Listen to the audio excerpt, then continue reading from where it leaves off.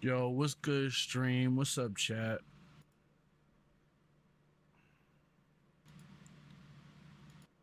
What's up, Prayer? How you doing, man?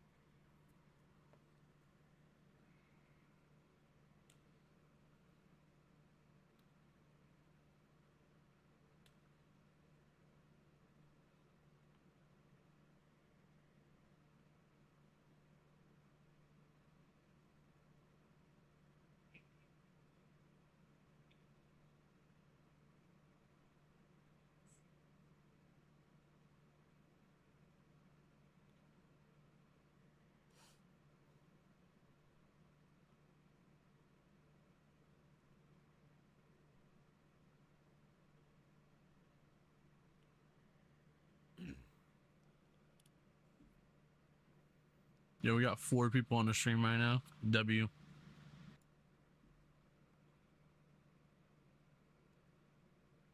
Definitely be awesome to hit 4,800 subs, but I know that's a long haul, guys. But hey, who knows?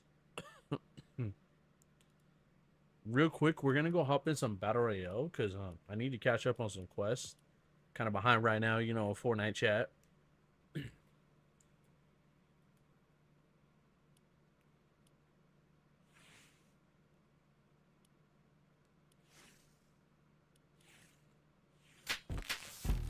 Huh?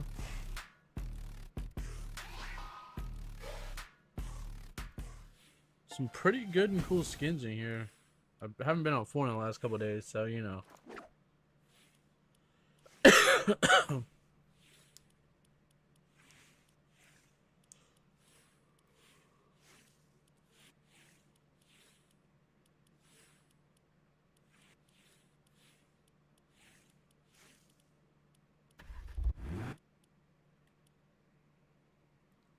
All right.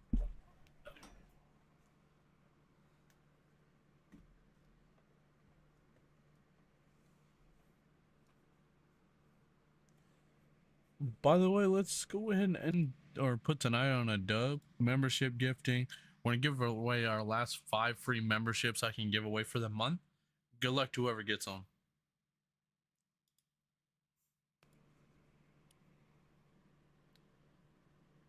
Let's see, 5 people get them. iClip, Galaxy, I am, I don't know that name. Sorry, Little. The band banging has began. Well, congratulations to the 5 people.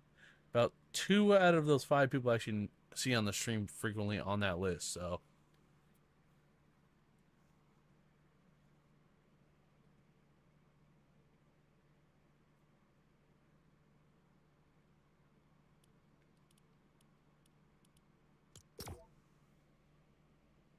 congratulations to the 5 people that got those memberships.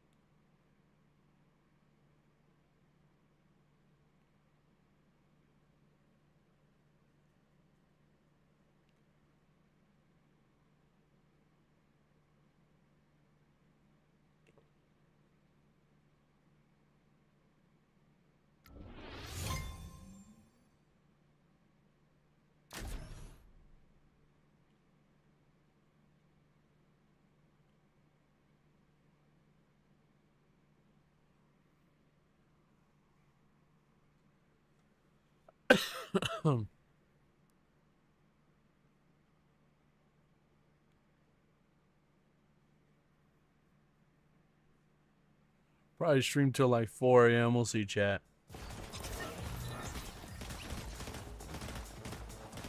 Why what?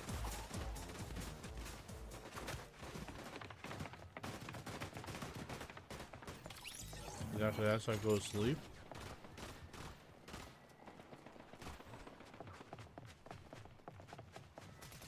There's no point in streaming for an hour.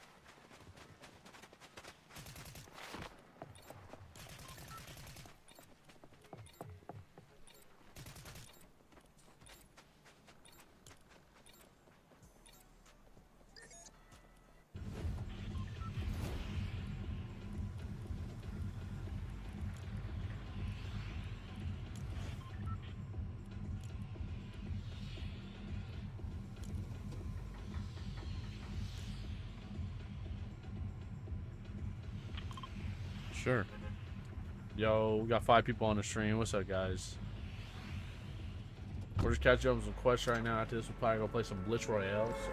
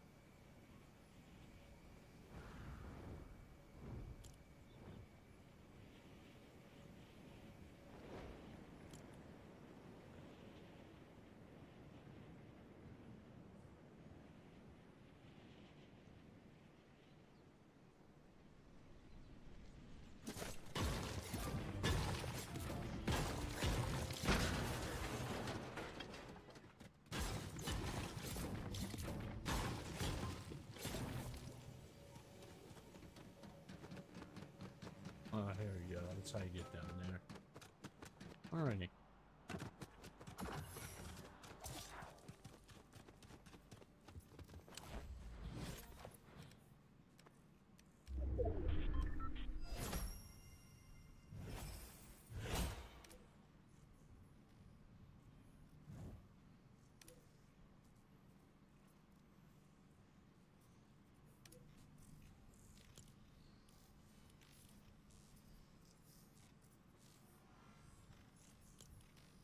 Okay, gather surveillance gear. First, we need to...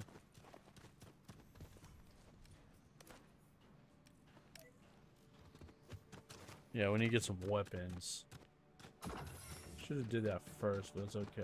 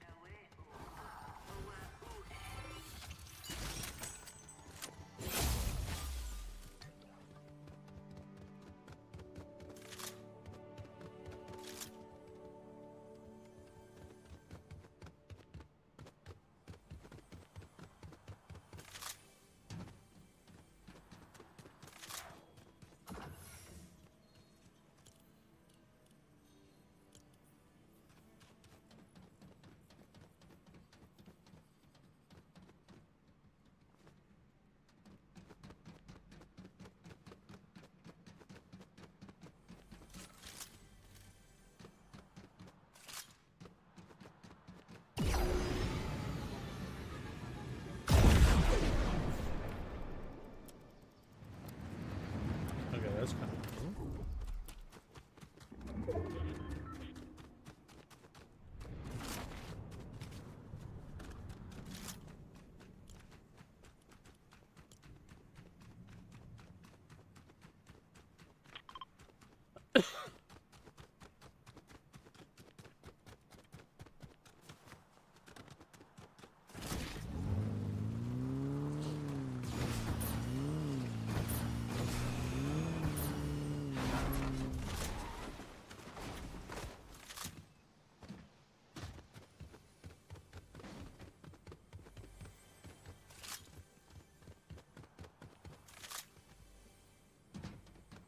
Here we are.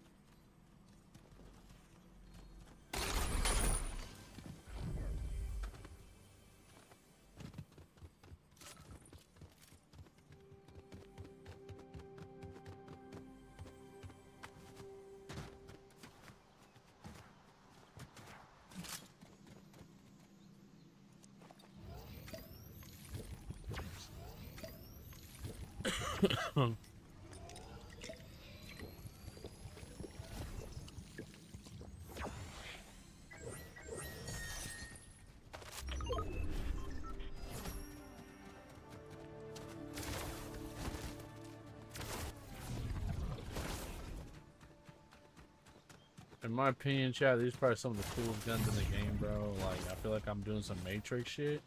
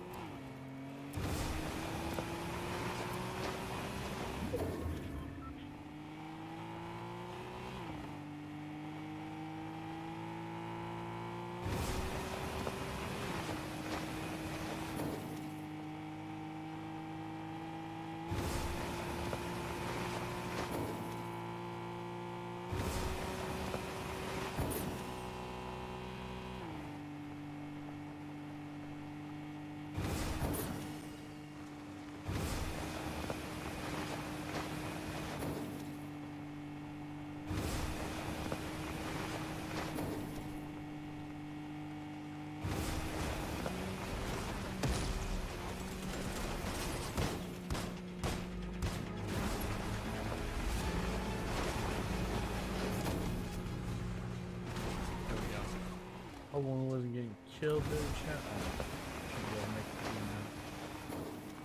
Trying to catch up on quests, like I said.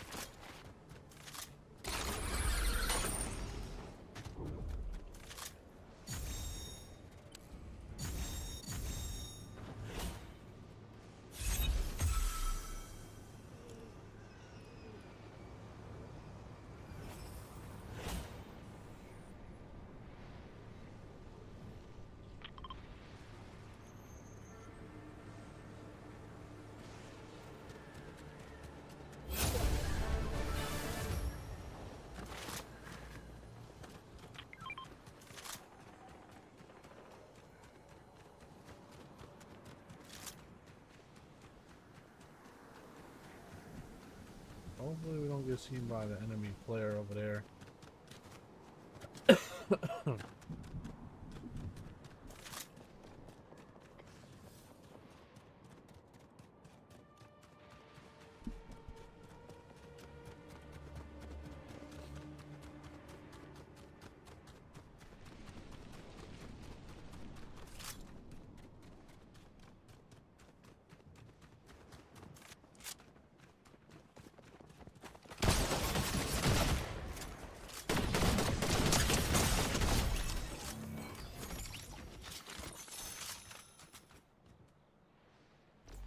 The heck? There's surf cubes in the game? Let's try this out.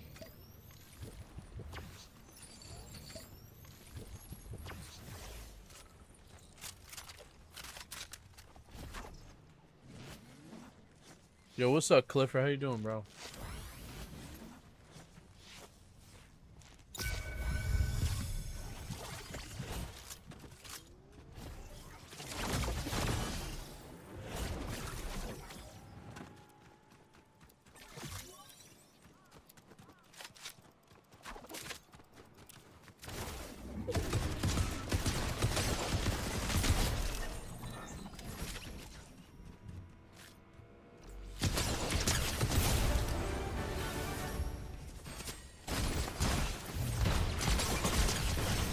Oh, dude, I domed the hell at him with that, though.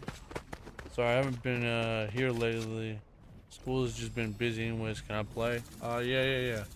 But I'm not really, like, playing to get wins or kills or anything, dude. I'm just trying to do quests. So I'm kind of behind in Fortnite, you know? But, yeah. Also, drop a like on the stream you haven't already, dog.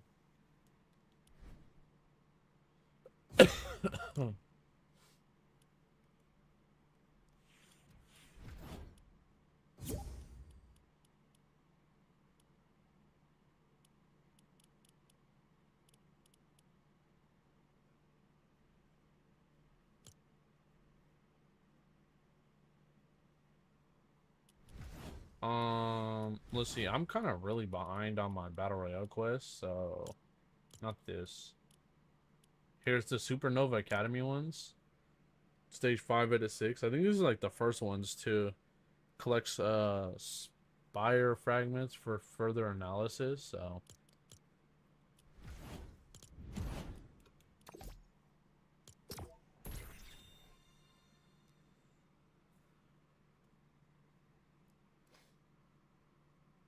damn, you're level 131, dog.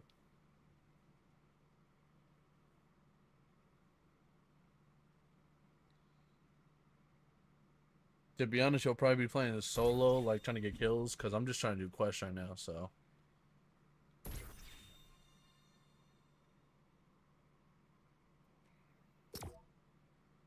I'll try to help you best I can, but, you know, I'm just kind of locked in on trying to do quests.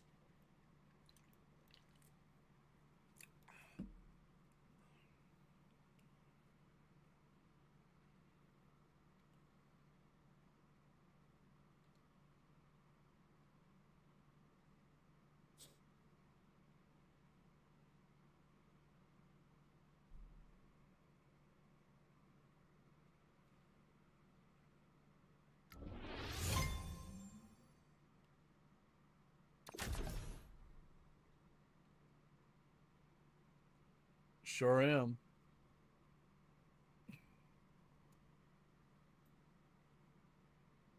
I didn't even know Mama Delight was watching the stream. I thought she went to bed.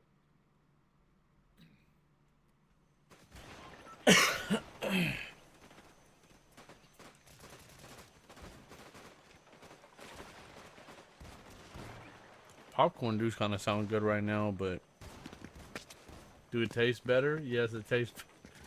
What's up with the smart ass responses?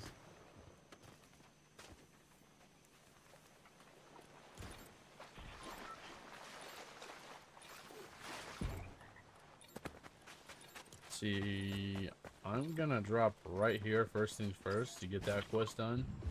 So you can drop wherever you want, bro. Just you get knocked, good luck. I'll try to help you though. I'm just trying to grind through these quests because I'm a level 41, bro, and the season ends like next month. I kind of been slacking, ain't gonna lie.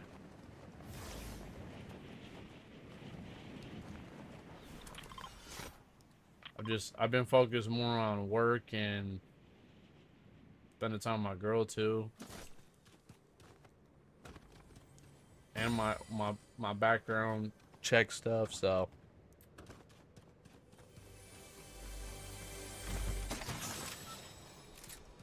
no. Like my chat knows I'm gonna be a CEO, but yeah, that's real smart, bruh.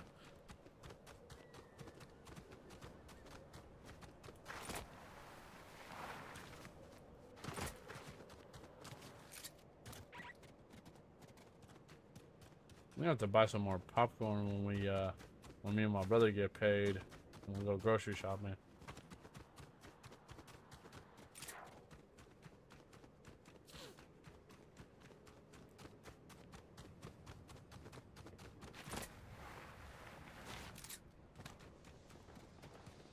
Like, chat, who's happy about the new Superman movie coming out?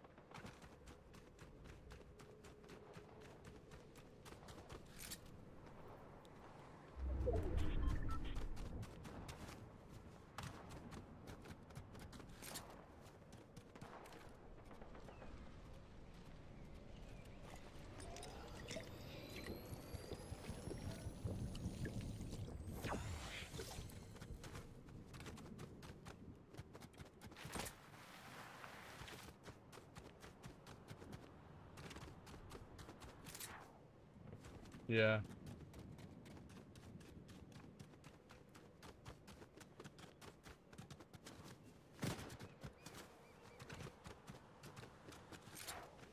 You know, that's where like DC on the CW side kind of went to trash after they ended that series. Because if they would have went with a lot of those superheroes like Cyborg and Aquaman and just a couple others, I think they would have done really good on the CW side, like revenue side.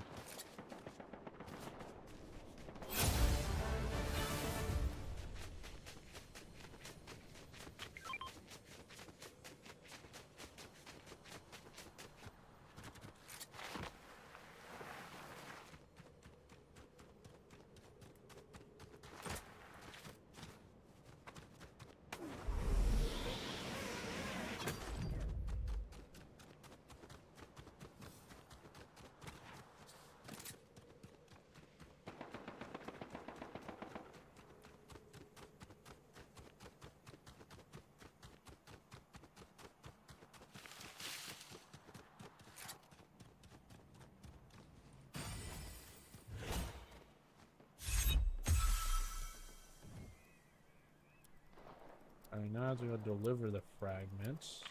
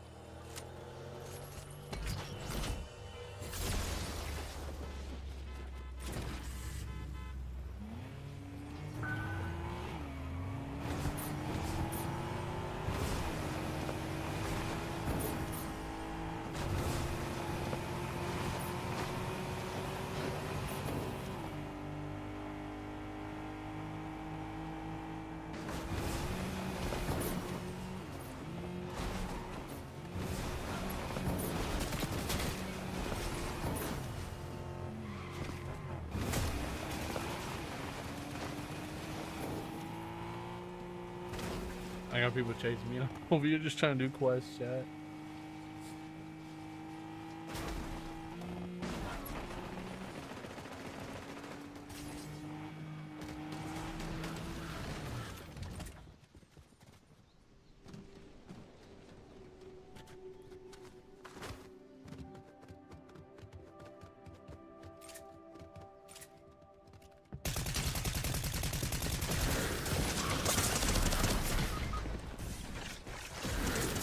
Wow, that's my fault. Just going off by myself.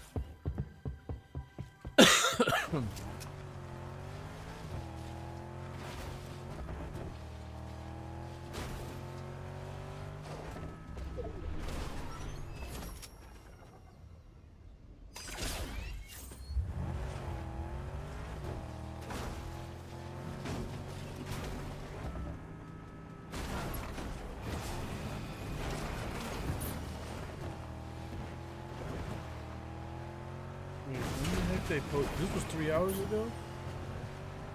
Grant Gustin was asked who would like to play in James Gunn's DCU. Oh,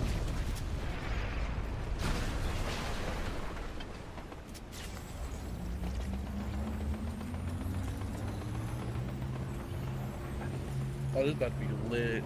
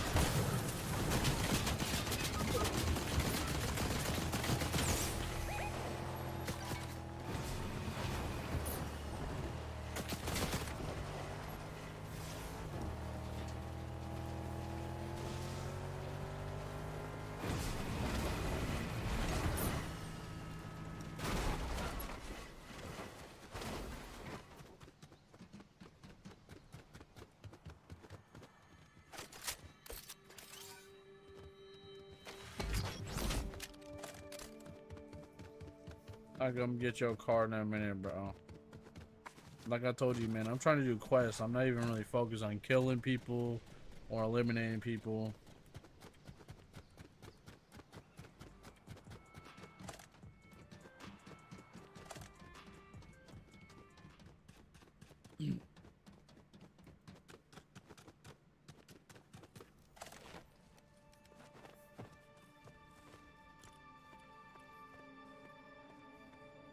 Oh, this is probably going to Superman then.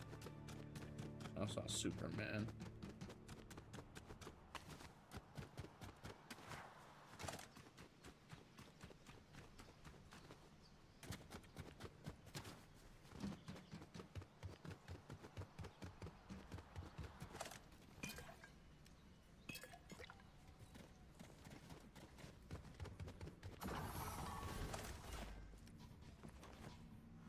Okay, maybe this Superman.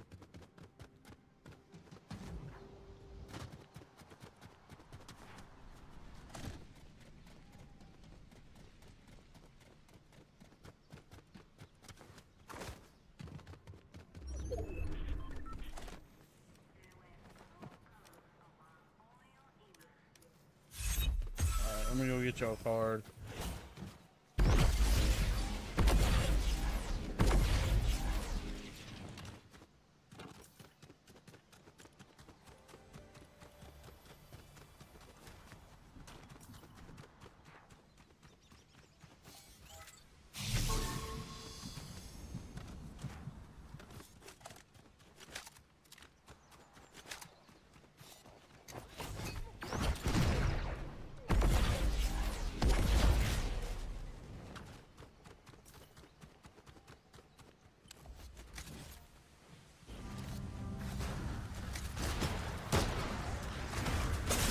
Oh, these guys sat there. I'm done. Okay. Whatever.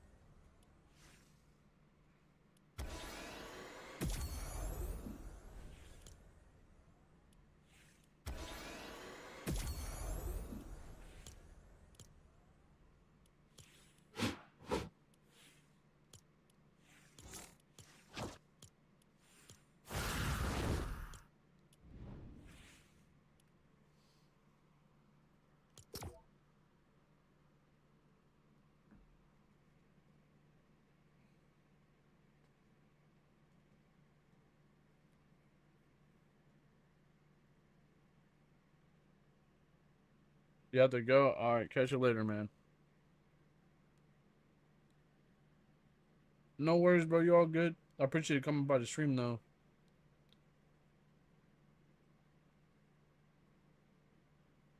Bro, people are trying to talk shit about Grant Gustin, saying his acting's bad. It wasn't the acting, it was the writing. Like in the ending of the show.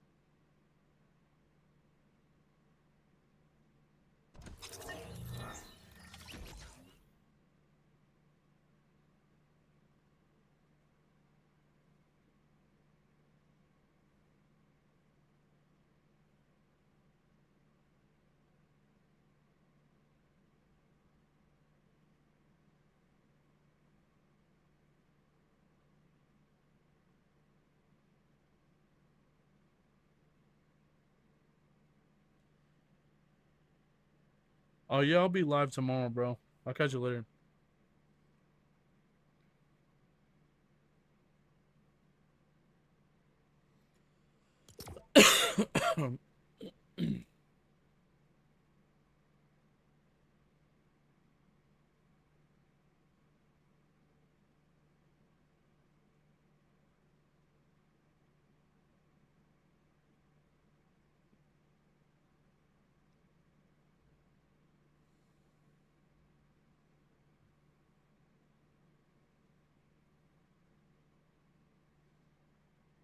Wow.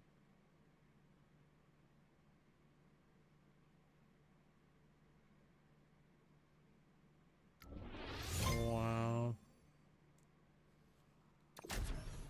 Wow. In front of my girl? Okay, that's wild.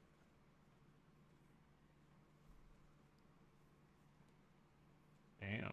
Okay.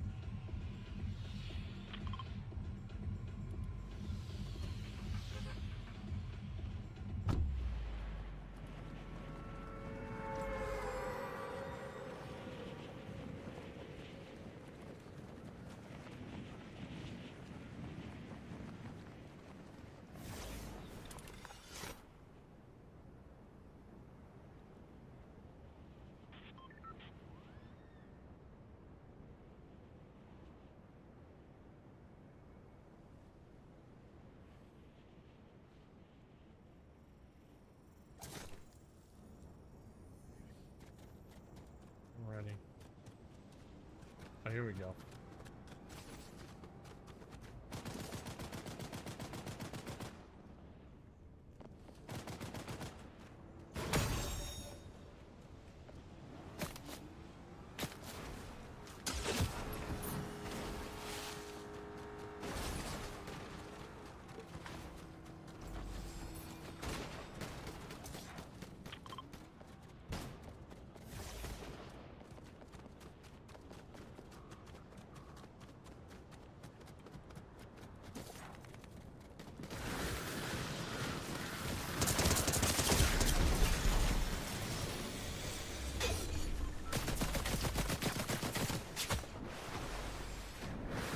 See a car. Get out of here right now.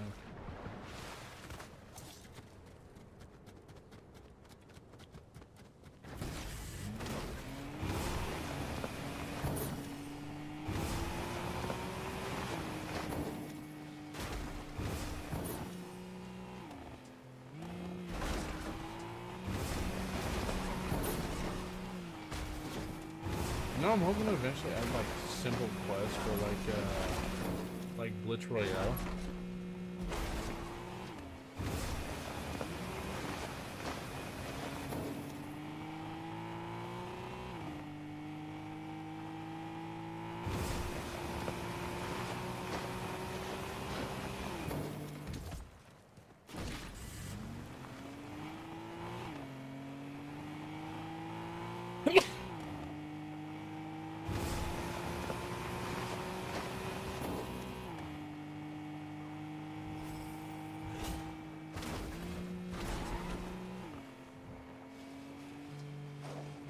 Okay, we gotta go speak with Midas.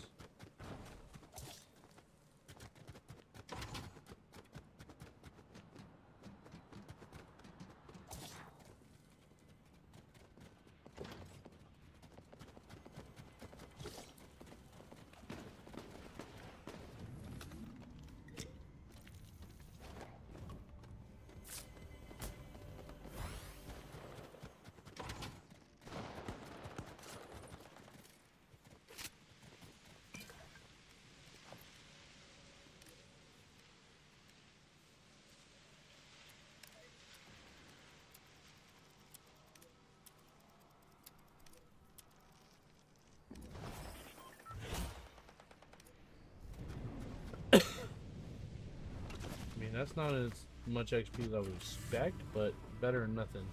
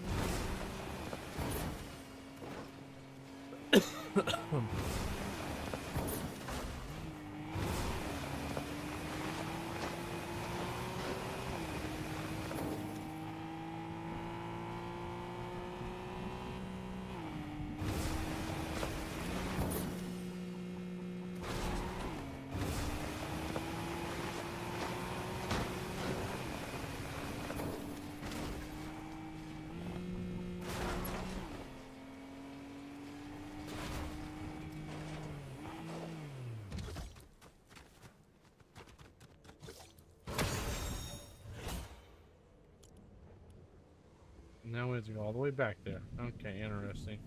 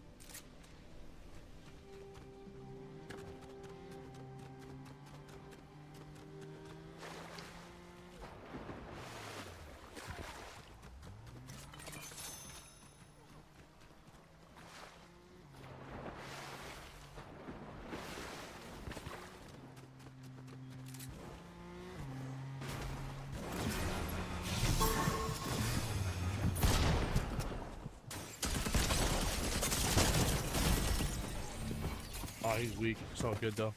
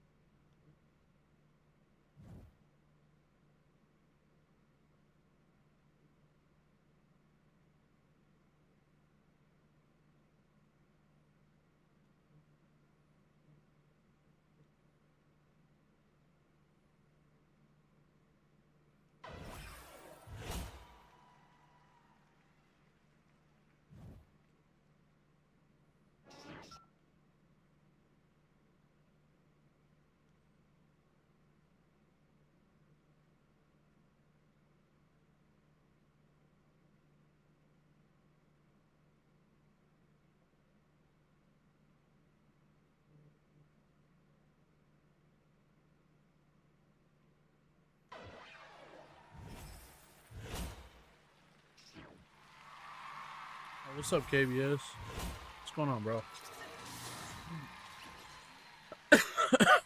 Low key, bro, I'm just grinding Fortnite, trying to catch up on quests and XP and shit, bro. Because I am kind of behind, you know.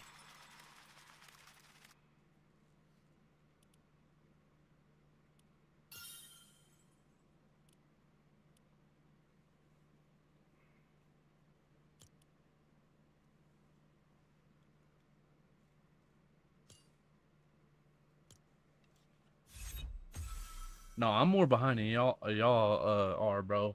Cause like I'm barely level 45. You guys are way higher levels than me.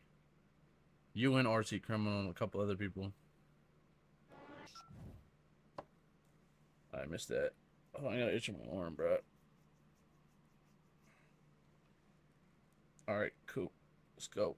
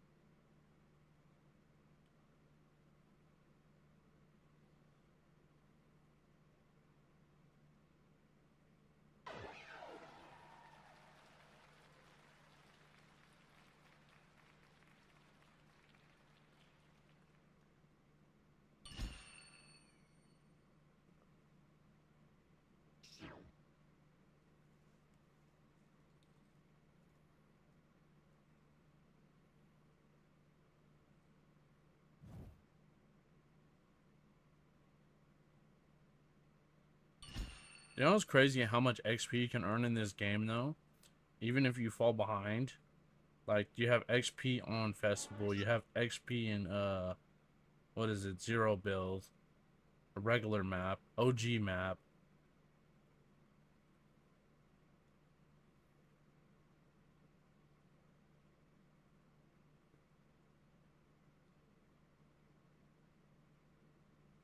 Like that is a good part, bro. Like if you fall behind in the season and you just don't enjoy it, Fortnite's not like forcefully cutting it down your throat, bro. And don't get me wrong, I do feel like the um summer quests were so trash this season, probably the worst ones we've ever gotten.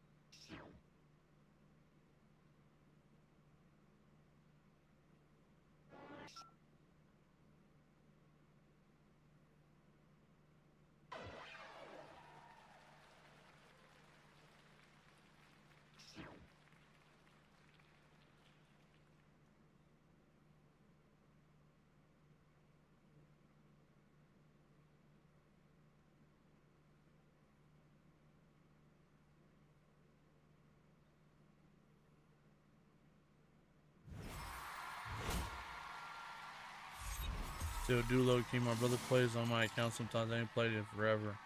When you get done, if you ain't sleepy, you want to watch YT. How we go from getting a free 2,800 V-Bucks card to getting a terrible pickaxe and backbone. That's true, man. So fucking true.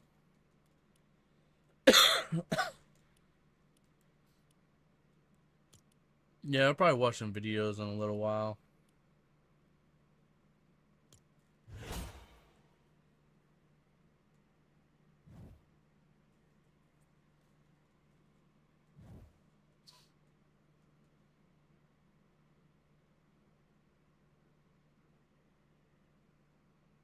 I'm gonna be grinding this for like probably the next like hour, 2 hours probably, to get some XP though and level up. My goal is to hit level 75, but I probably won't hit it, so that's a long shot.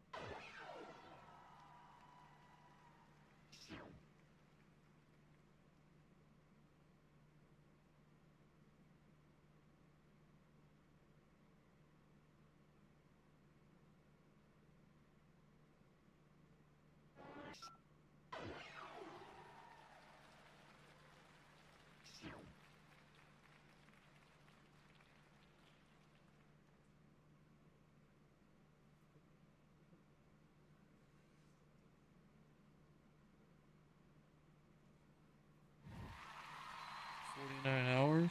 Give me 49 hours. No, no, dead ass. The free Bliskin is.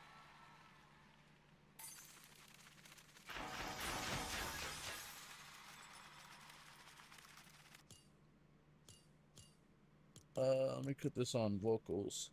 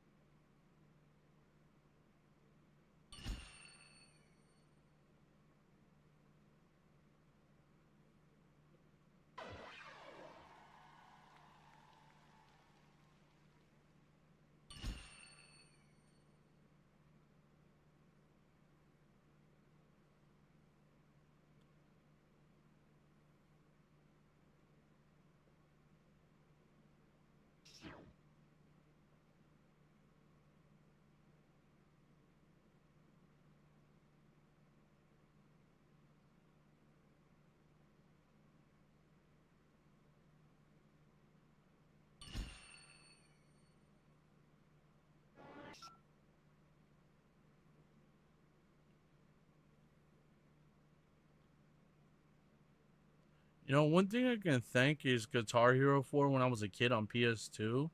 This is why I'm so good at like Fortnite Festival.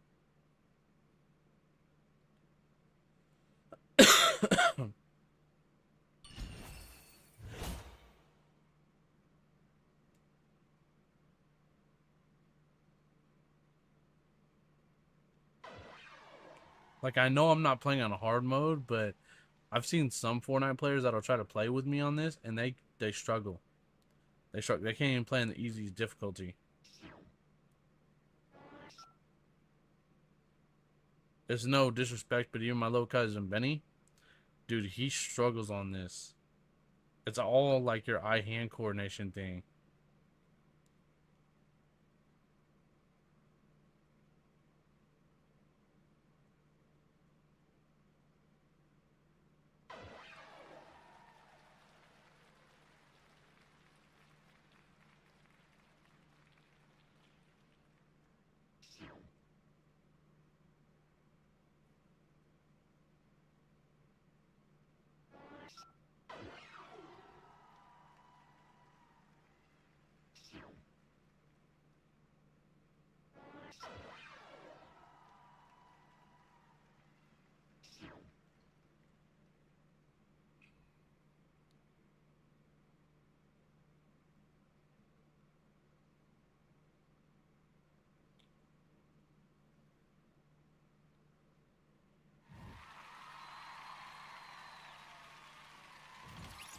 Oh, you're right. They do leave tomorrow. Yeah, I meant to do a giveaway, bro. I just kind of had a busy 3 days, so.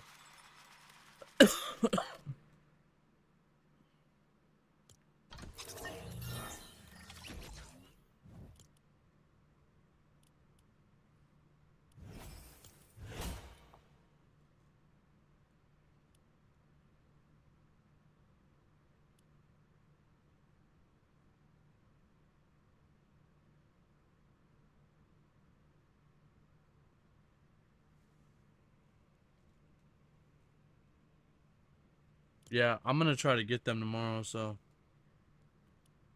Or today, not tomorrow, sorry. Or no, it is tomorrow, because it's 2:11 today, so. But I hear what you're saying, bro.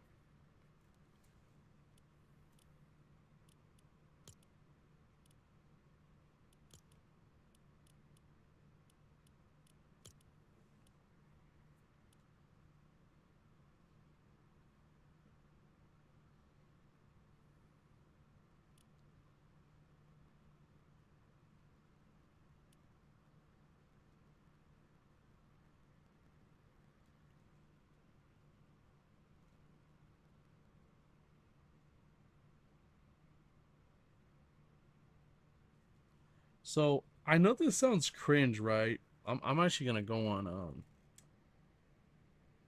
see if it's available on, Amazon.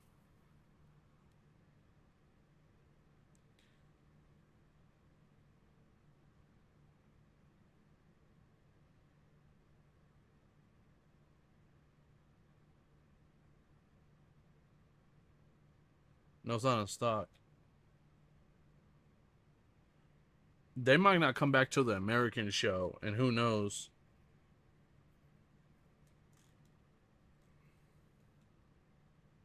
Yo, they have the Squid Game necklace. What the fuck?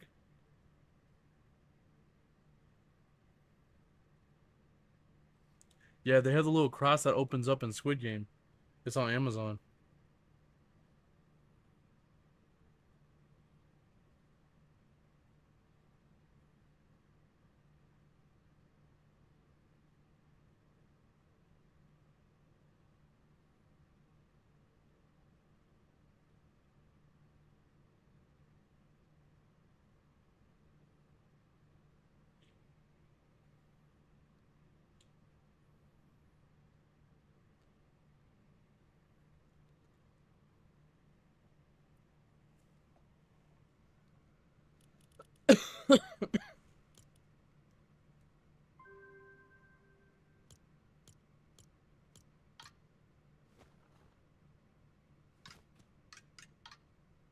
Alright, here we go, playing vocals.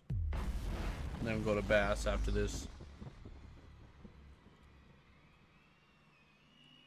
Not today, but tomorrow they leave, so I need to go get some. I need to stock up on V-Bucks because I'm like a 1,600 V-Bucks short. Squid Game jam tracks, I get that, but it's like most of the jam tracks they don't even talk in though. Like it's like ee, ooh, ee, ooh. That's it, bro. And not and more not a jam track. It should just be mm, like a lobby track.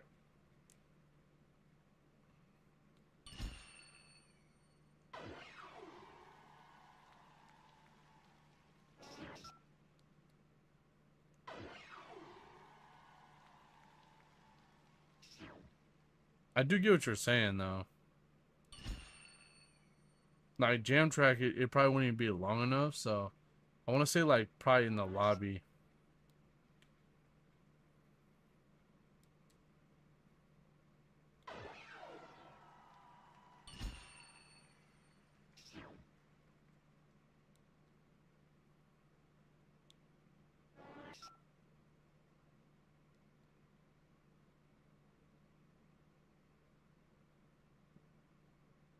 I remember they first brought out Festival, bro. Like at first I didn't really understand how it worked, because it is a little different than how Guitar Hero worked, but still like the same aspect, if you know what I mean. So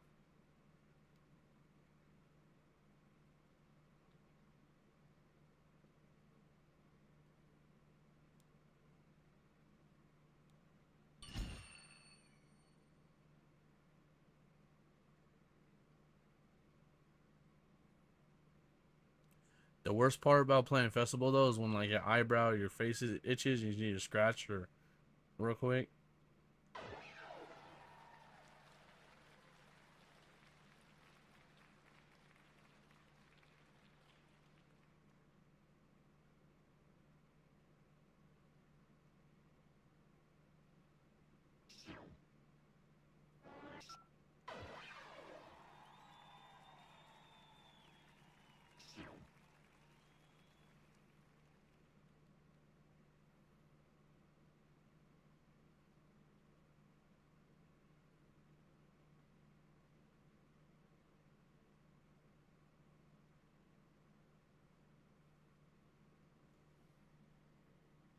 Oh fuck, I missed that one.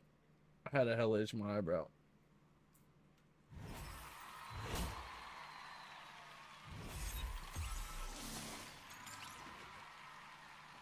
Not jam tracks though, bro. They should be like lobby tracks, because it's like I don't feel like they should be here as jam tracks unless you're like if you're singing.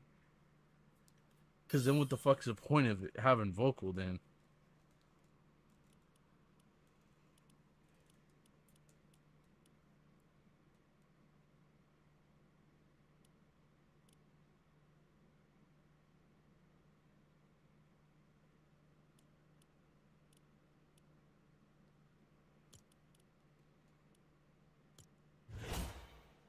Like, yeah, I do agree they hit, but it's like not like that though.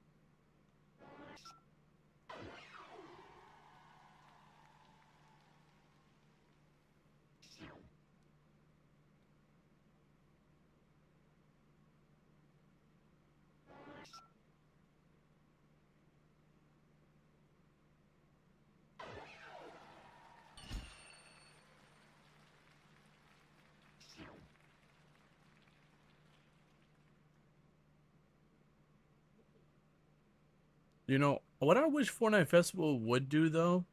I wish they would do kind of like how Guitar Hero did. Like I know Fortnite Festival has a guitar, but there should be drums and there should be a microphone where like you have to like sing the lyrics and shit.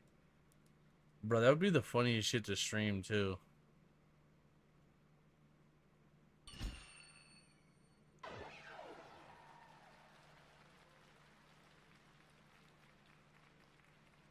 On the holidays, I could probably stream that, bro, and I have my whole family doing that shit. They'll probably crack up. I don't even care about the copyrighted side of it.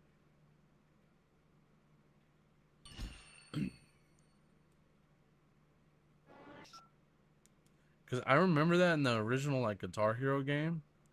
Or even Rock Band, bro, when I went over to my cousin's house a couple years ago.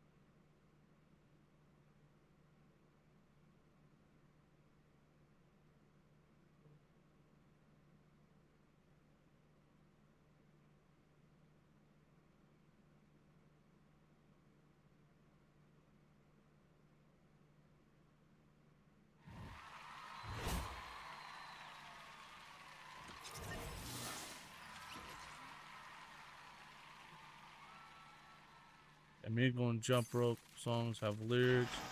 They're just in Korean. Oh, okay. Oh, you all good, KBS. No worries, bro. I get it, man. I kind of woke up with a headache today, too, right? Had to go deal with some shit with my girl.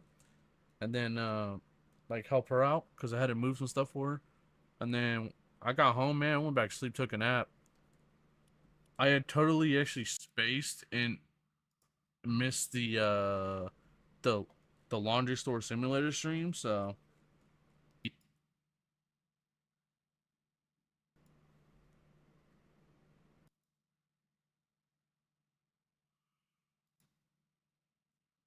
so where you been, bro? You been gone like hella long. Almost an hour on this stream. Actually, it is an hour.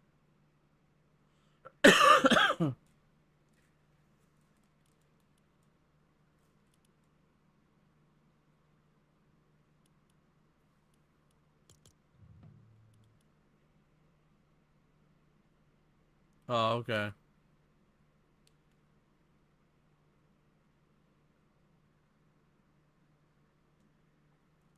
Nah, I totally like honestly, like I said, I totally spaced and missed the laundry store sim today.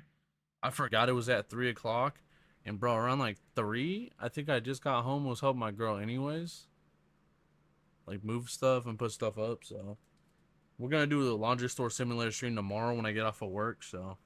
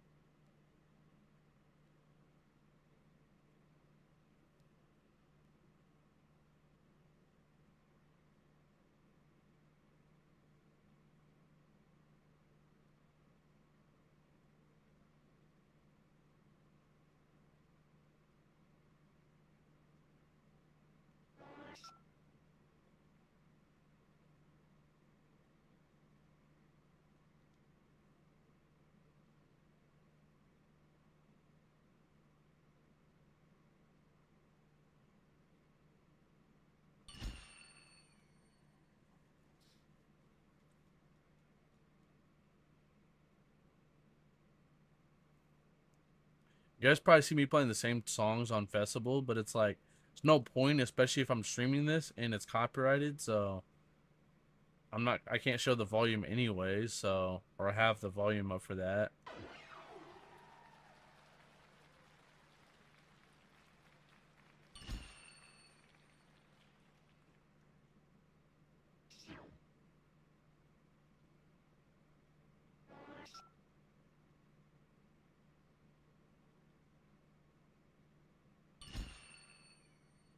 Almost missed that note, but it's all good.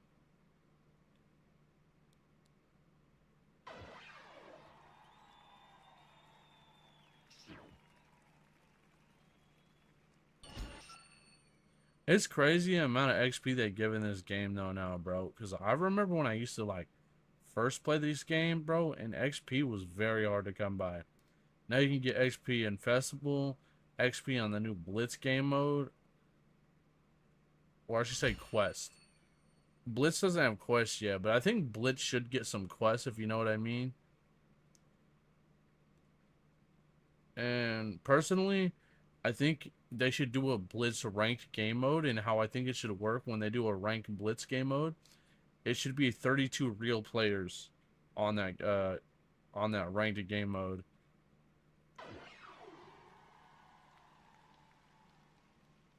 Not one player should be a bot in there.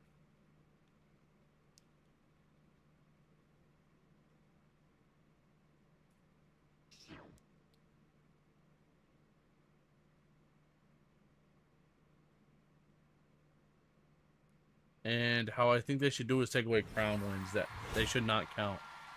Personally,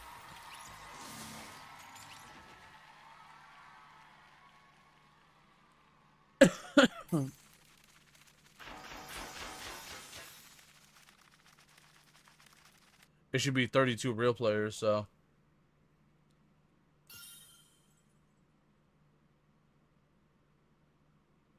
the knives, yeah.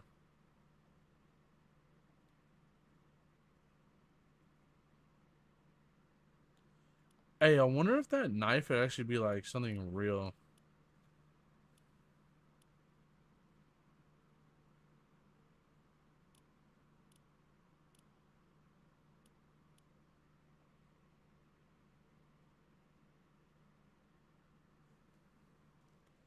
Hold on, bro. I want to see something.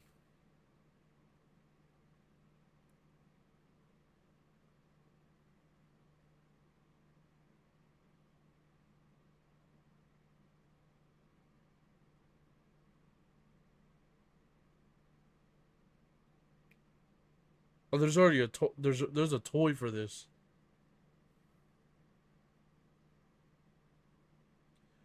Yeah, there's a prop replica for it. It's like 20 bucks. Comes with 3 keys and a knife, but it's not a real knife.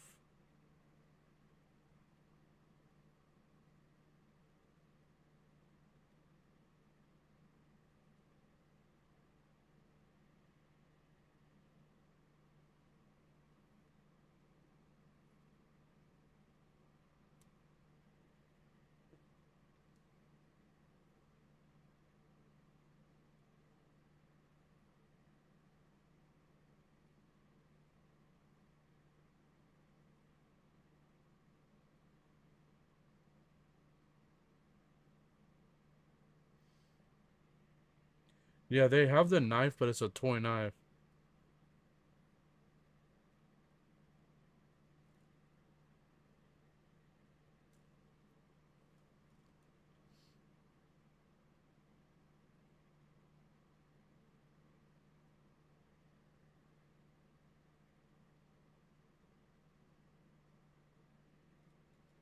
If they made a low-key real knife of that, I would buy it. Well, the ones I'm seeing are just toys, so.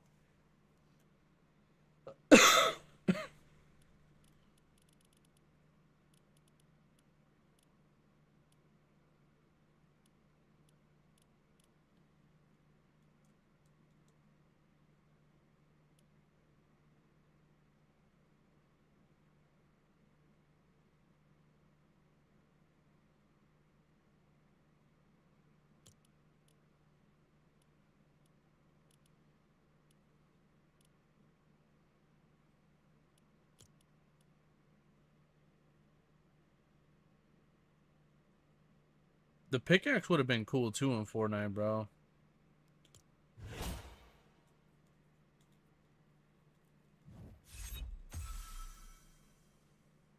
After this song, I gotta go to the bathroom. I think I'm gonna go find some snack on chat. I'm hungry.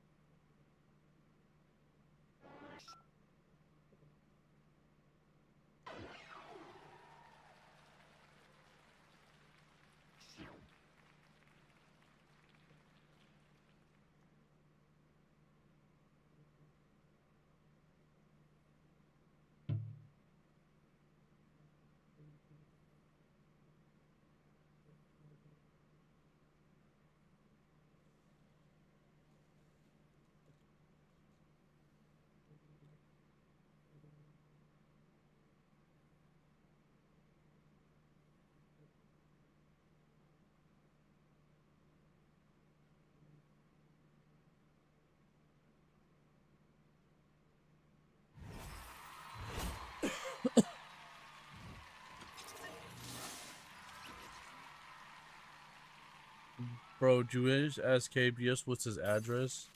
I don't think he's giving me that, bro.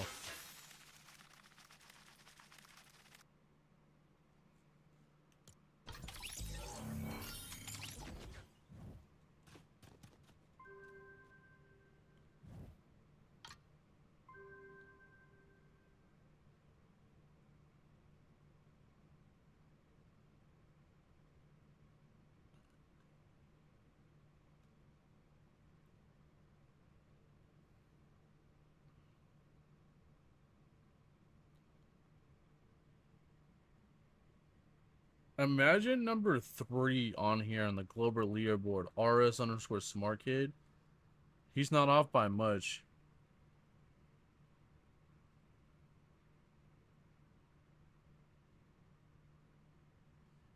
Let me let me guess. You gave your cousin's address up, KBS. I'm low-key, but like that's crazy. Oh, he gave his cousin's address up.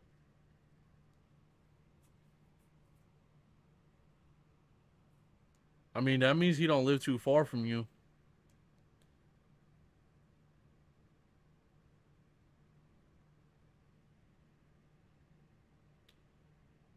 Oh, never mind.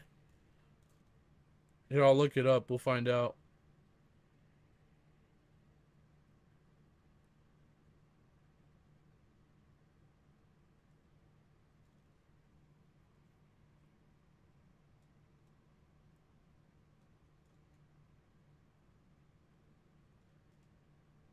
It would have to be Ridge Park Drive.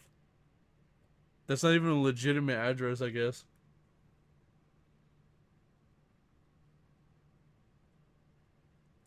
Because that's what AI is saying. It's not legit. Alright, I'll be right back, chat. I gotta go to the restroom. I'm gonna grab something to drink and eat because I'm fat and I'm hungry. By the way, earlier, chat, I did give away 5 free memberships. I forgot who got them. iClip and a couple other people. So, but yeah, I'll be back. I gotta go use the restroom and my ass is hungry.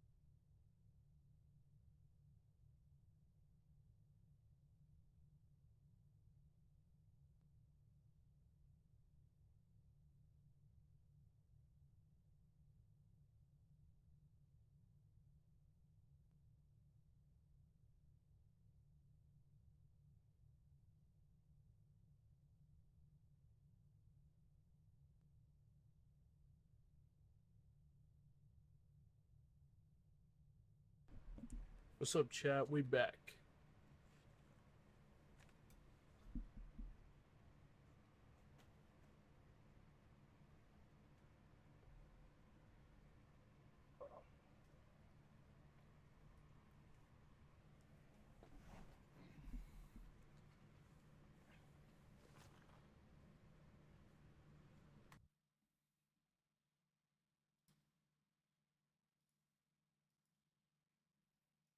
Hey, KBS, you still here?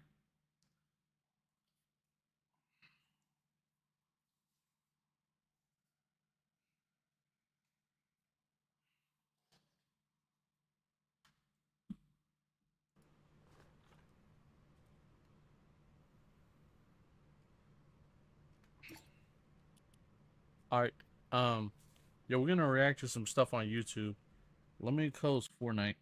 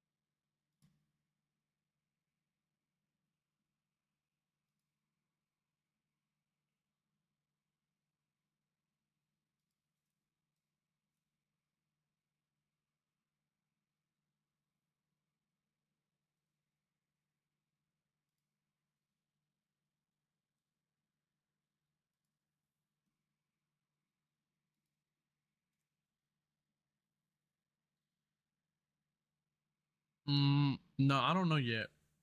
I don't know what we're gonna react to yet.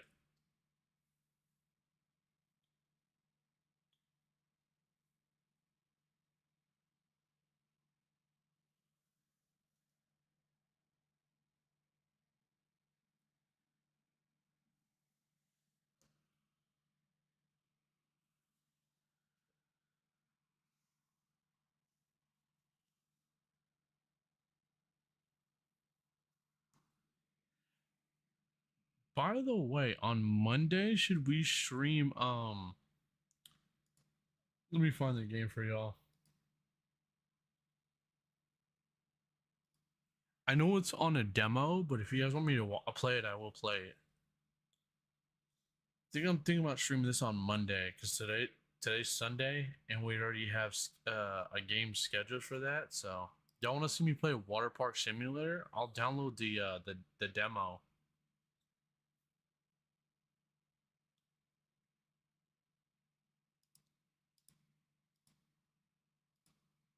I'll for sure download the demo if you guys want to see this.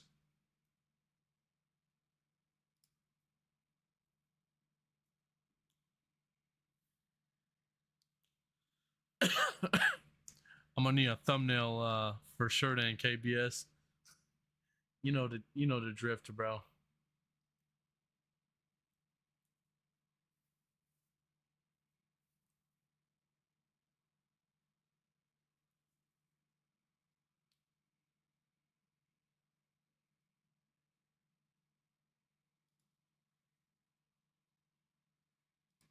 Okay, bro. I have to watch this. Life in an Unemployed Adult.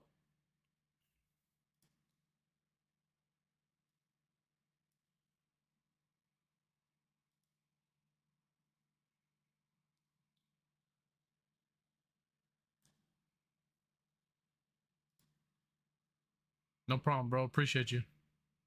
Okay. Always do, bro. Alarm set. I have to wake up early. I can't miss this interview.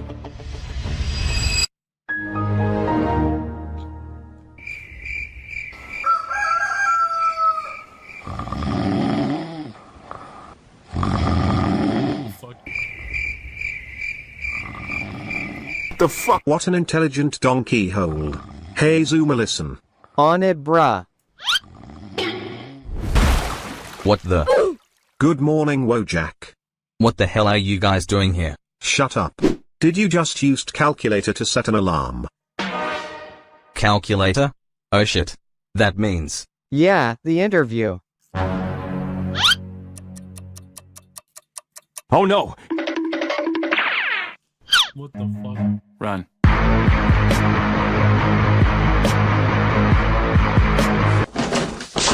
All the best, bruh.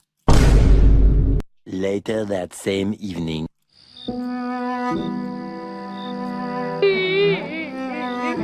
I can't believe I set alarm on a calculator. Nothing new, bruh. I also do it every night after drinking beer. Shut up. Hey Wojak, what are you gonna tell your mom and I dad? ain't never Ah done shit, I don't know man, they are gonna bang my ass again.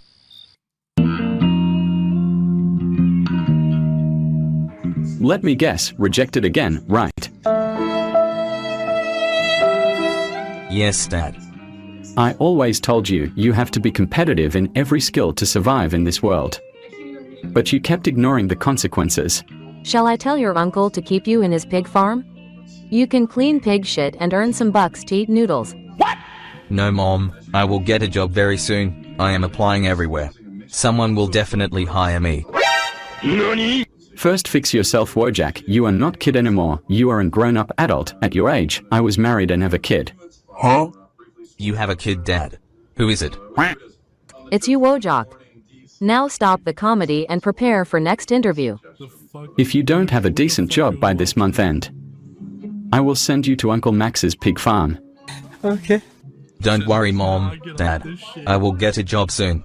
And I will make you proud one day. I'm hella dead. What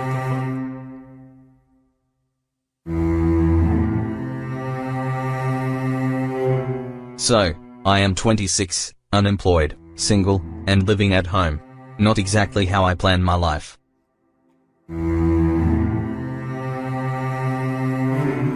Unemployment is not free time. It's watching your value decay in real time. Every rejection feels like proof that the world thinks you're a mistake. 1 week later.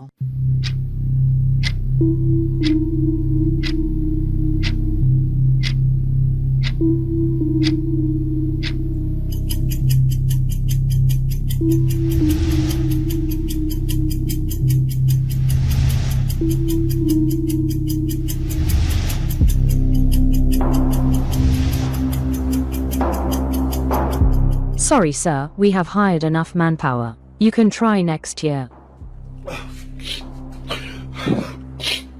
Okay, no problem.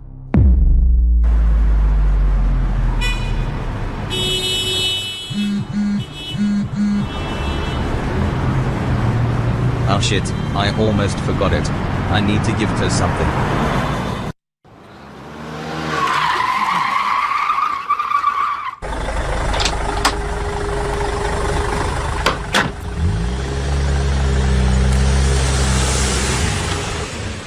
I got no money.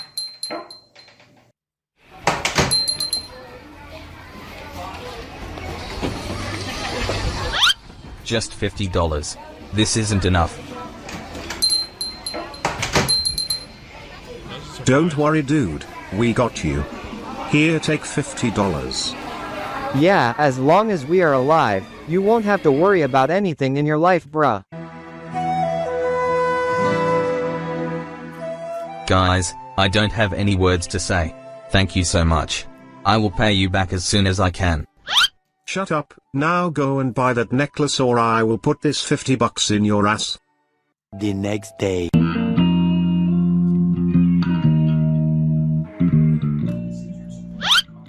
Howdy, Uncle Max. All good, son. How's your work going? As expected. Why do these people never ask about my health? It's always about the job. Are you there, Wojak? Yes. I am rounding up for some interviews in top companies. I will get hired this month definitely. Big bro, you told us the same dialogue last year. Shut up, Wanda. Well, my son just got promoted to project manager in Accenture. Yeah, him Wojak used to play together. Now, he is so busy that he even can't take leave to attend this house party. But he sent an iPad Pro for your mom. Yeah, that's amazing. Getting a job like that, you don't have to worry about your future. Unlike this fella who is always free roaming in home like it's of open world GTA map.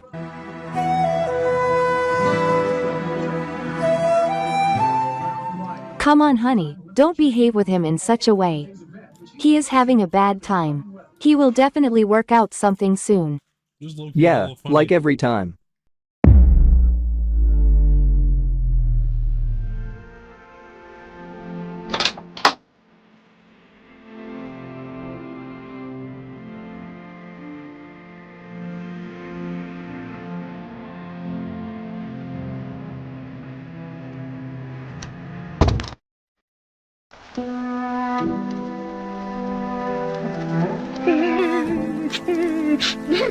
They say, USA only have 4.2% unemployment rate. I wonder how the hell 95.8% of them got a decent job. While me having a graduation certificate is struggling to land a perfect opportunity. It's just skill issue, bro. Easy for you to say, Zoomer. You are making $5,000 a month and Boomer's dad run a big fucking business. Relax, bro.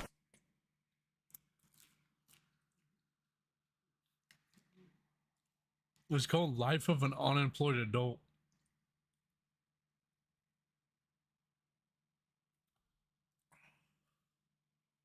You will pass the coming interview.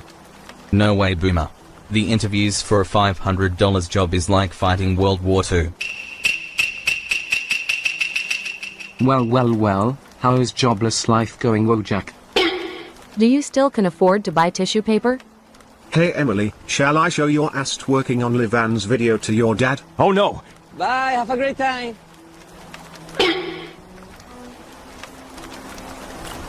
I think I have no other options left.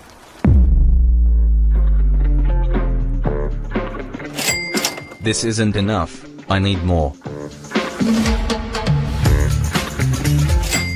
Nah, still too low.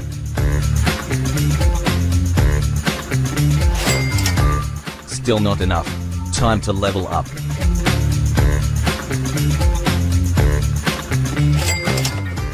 One more.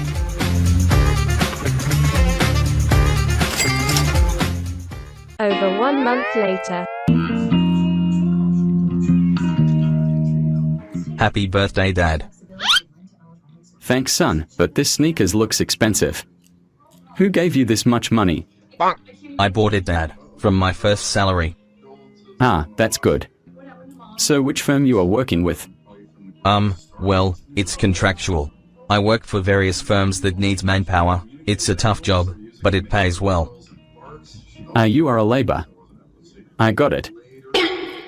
Okay, fine. Now your next goal is to buy a house and get married to take responsibility. What?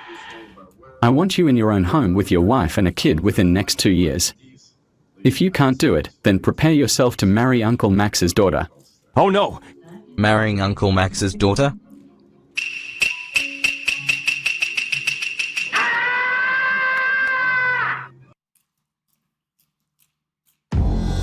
These jobs aren't exactly legal. Not exactly. Don't miss.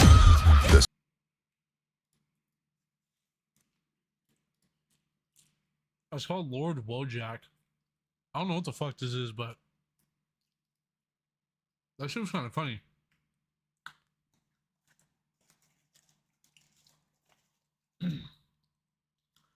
If y'all see something on YouTube you want to watch, let me know. We're gonna scroll.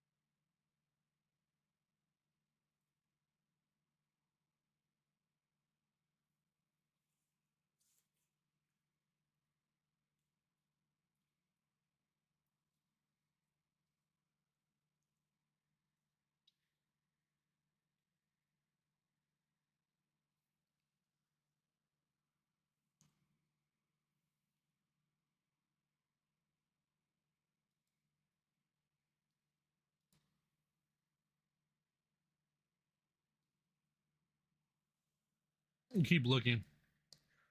Queso doesn't really have anything like new right now, so that I want to watch.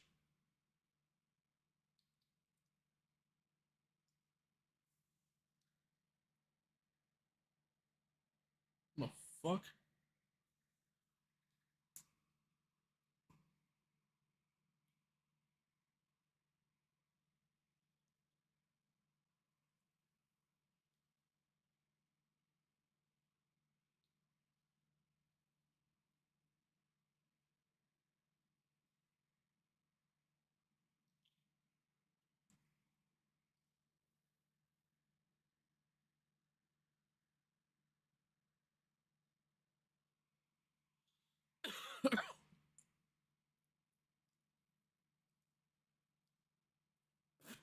Nah, I noticed that shit too, bro.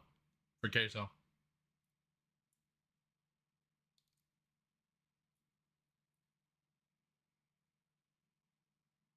20 old jobs that sound fake, bro. Oh, that's an hour.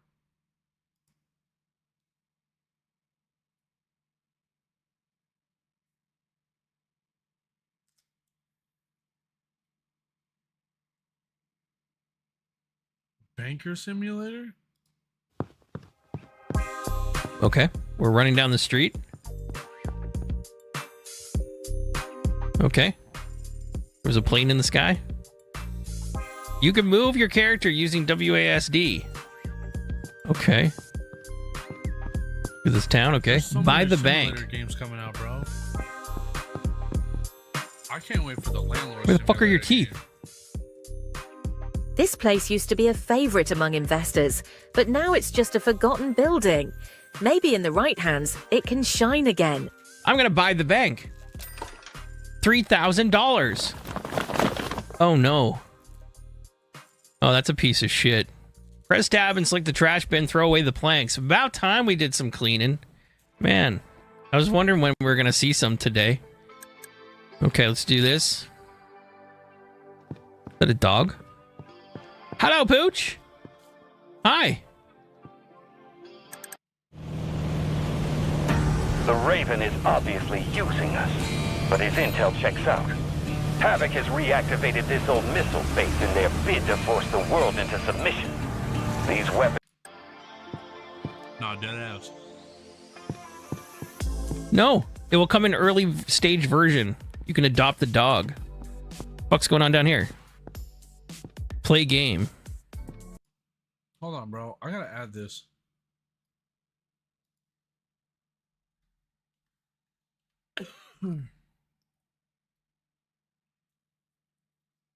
The prologue's out for this? Bro, I don't even know how many simulator games I have, but... Alright, I'll catch you later, bro.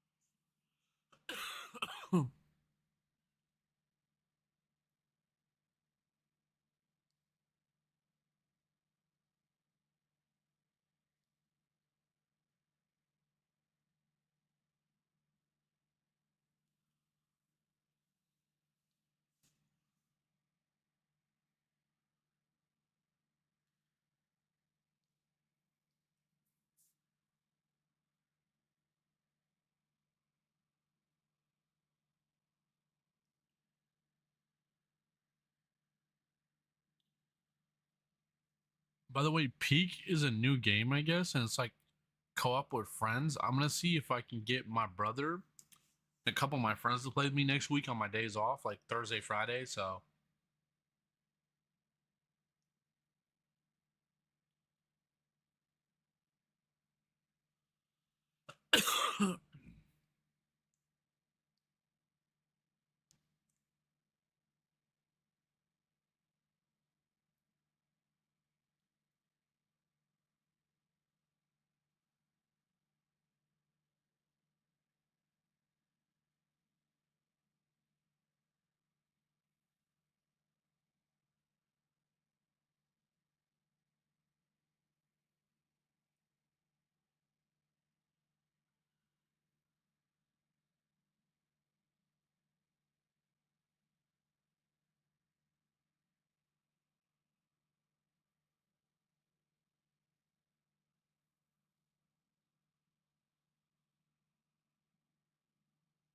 What game's popping? Oh, Peak. So you think I should stream that, bro?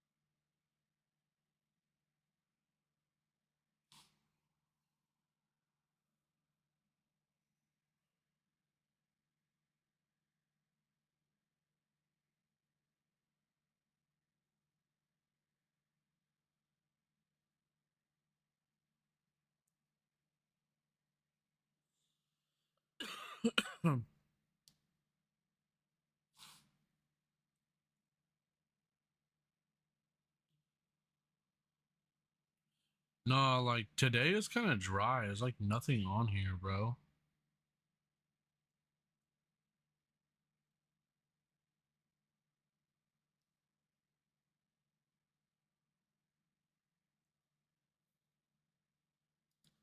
You refresh it.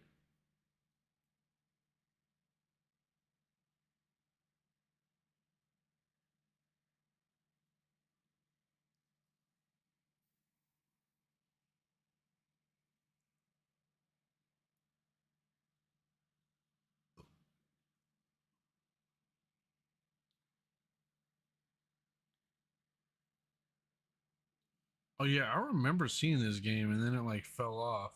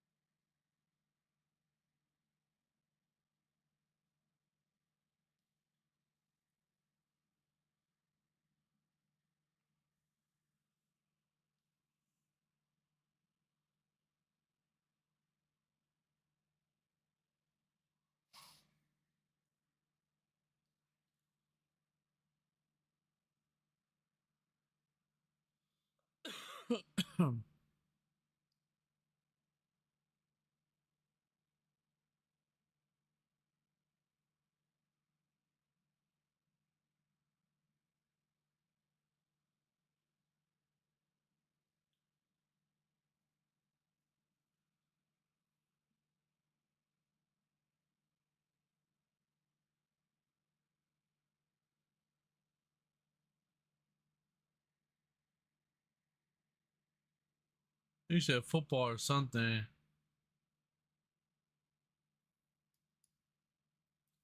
Oh, here we go.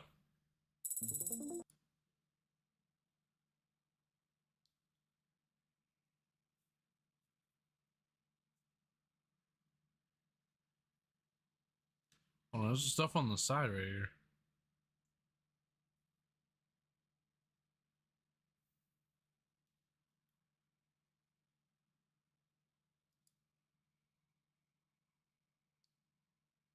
able to experience. Larry was inches away from never achieving anything in basketball because back in the 70s, Bird was working as a garbage man in French Lick, Indiana, and he never wanted to become an NBA player. I thought I'd wind up being a construction worker, pouring concrete. As far as basketball goes, I just wanted to be the best player on my high school team. However, thanks to some luck and a coach who refused to give up on him along the way, the world was able to experience the basketball genius of Larry Bird. Bird would go on to become the best shooter of his era, an underrated defender, and one of the greatest rebounders ever at his position, all while being one of the best trash talkers in NBA history. He just shook his head at me. He said, man, it's going to be up night for you. Pat Riley once said that if he had to choose a player to take a shot to save a game, he'd choose Michael Jordan. But if he had to choose a player to take a shot to save his life, he'd take Larry Bird. This is a story of how a garbage man became an NBA legend.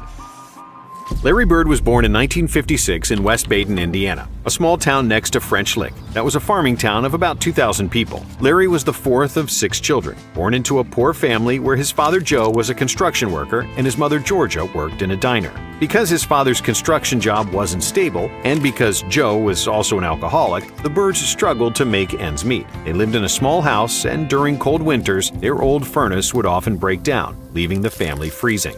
Due to financial difficulties, Larry would often be sent to live with his grandmother in French Lick, and being poor weighed on Larry a lot, and he always said that poverty was his biggest motivator in life. As growing up, you don't realize that you don't have anything because you never had it in the first place. You know, making some money and looking back, I remember all of it, and I don't want to be like that again. But his saving grace was playing sports. Sports was a big part of our lives every day. There was never a day we didn't do something, whether it was baseball, basketball, or football. His older brothers were pretty good basketball players, and they were the reason that Larry picked up the sport, and for his competitiveness on the court. Younger brothers often make the best ball players. Children who grow up chasing older siblings play up, and it's an advantage when they start playing against kids their own age.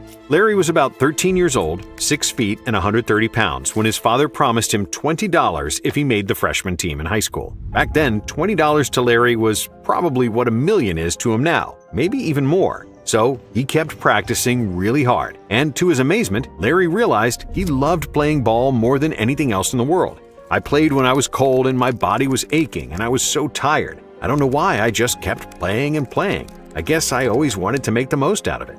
And Larry did make the freshman team, albeit only as a bench warmer, since he only played in garbage time minutes. As a sophomore, he missed most of the year with an ankle injury, but that's when he got maybe the biggest life lesson from his father. I was 13 or 14 maybe, and my father came home with an ankle all black and blue and red. He needed me and my brother just to get his boot off, and he was in awful pain. But the next morning, we got the boot back on and he went to work.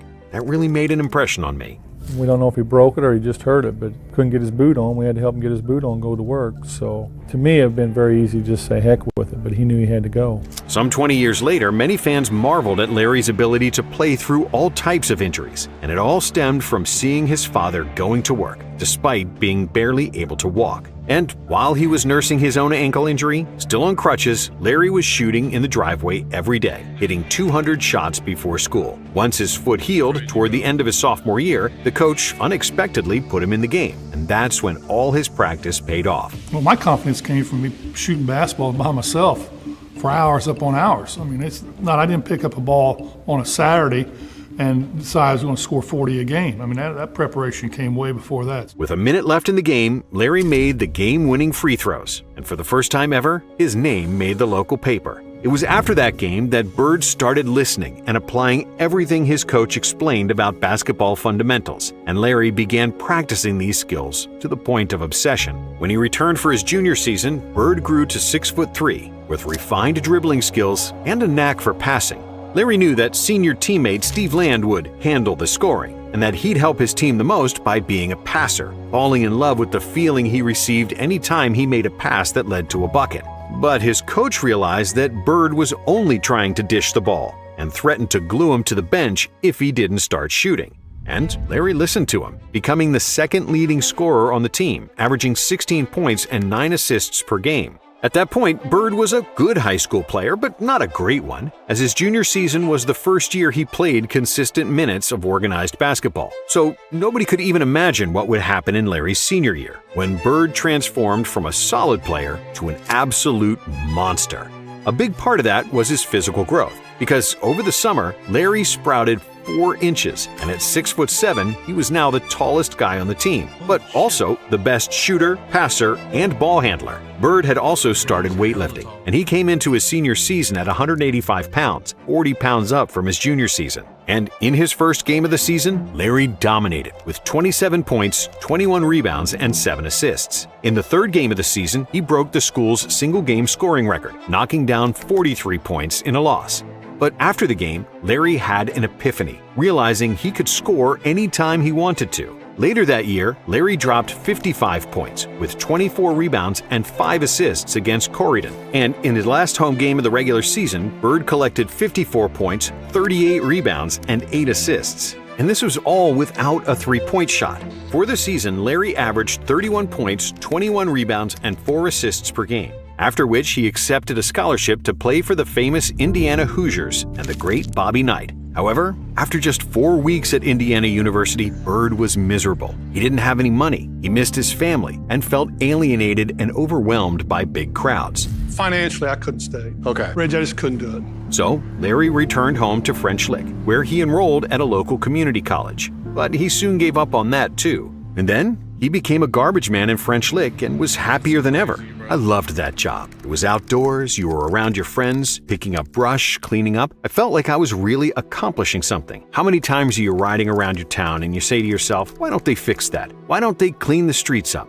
And here, I had the chance to do that. I had the chance to make my community look better. And even though he lived a peaceful life, tossing garbage bags and fixing benches in the park, Larry's family life soon turned into a disaster.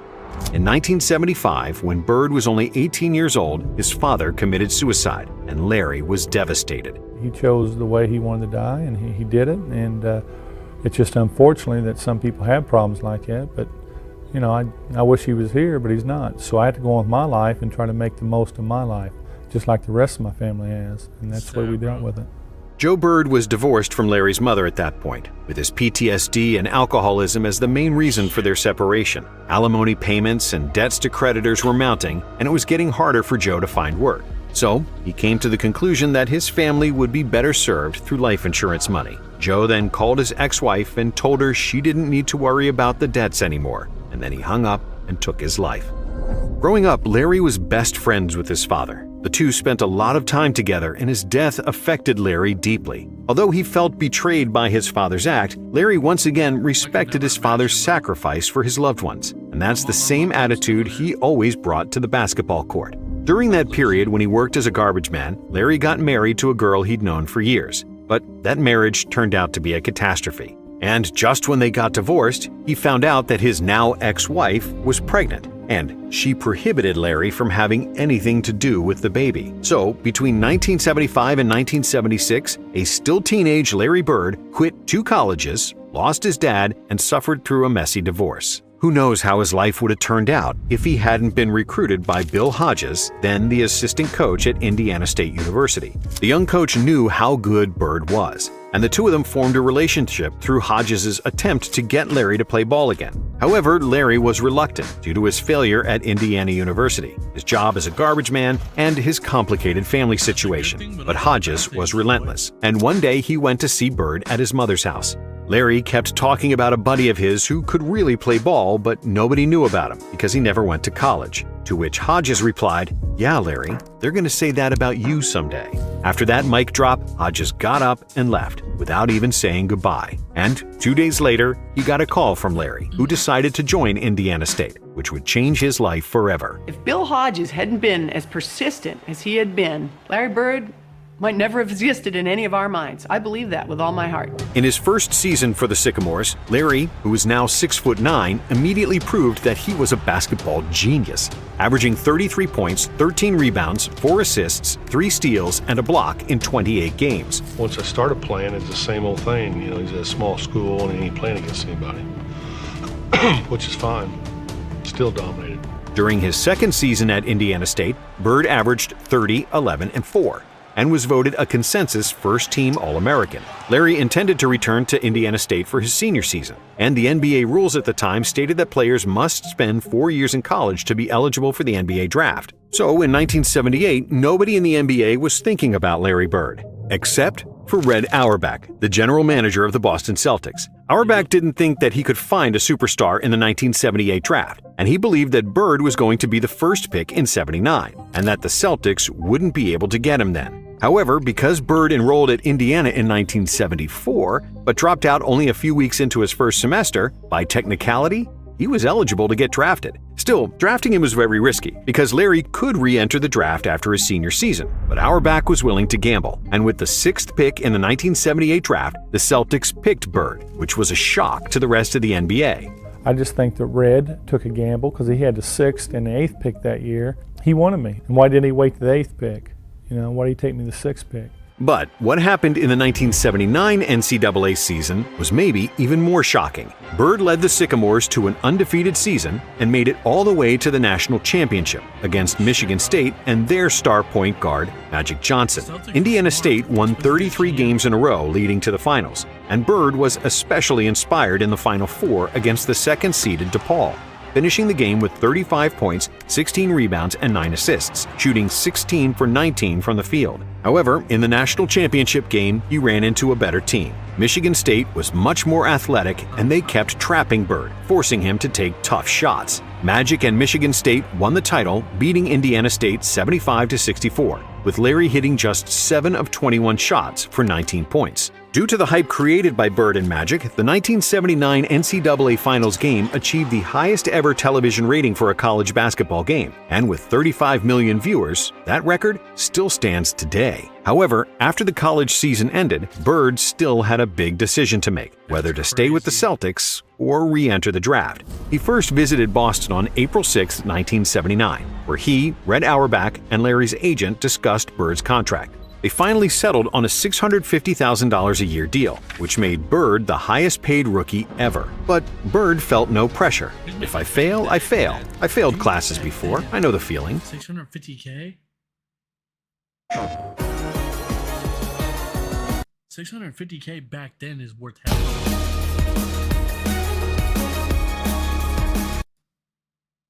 And when the season started, Larry did the furthest thing from failing. The Celtics went from a 29-53 record in 1979 to 61-21 in 1980, and the best record in the NBA.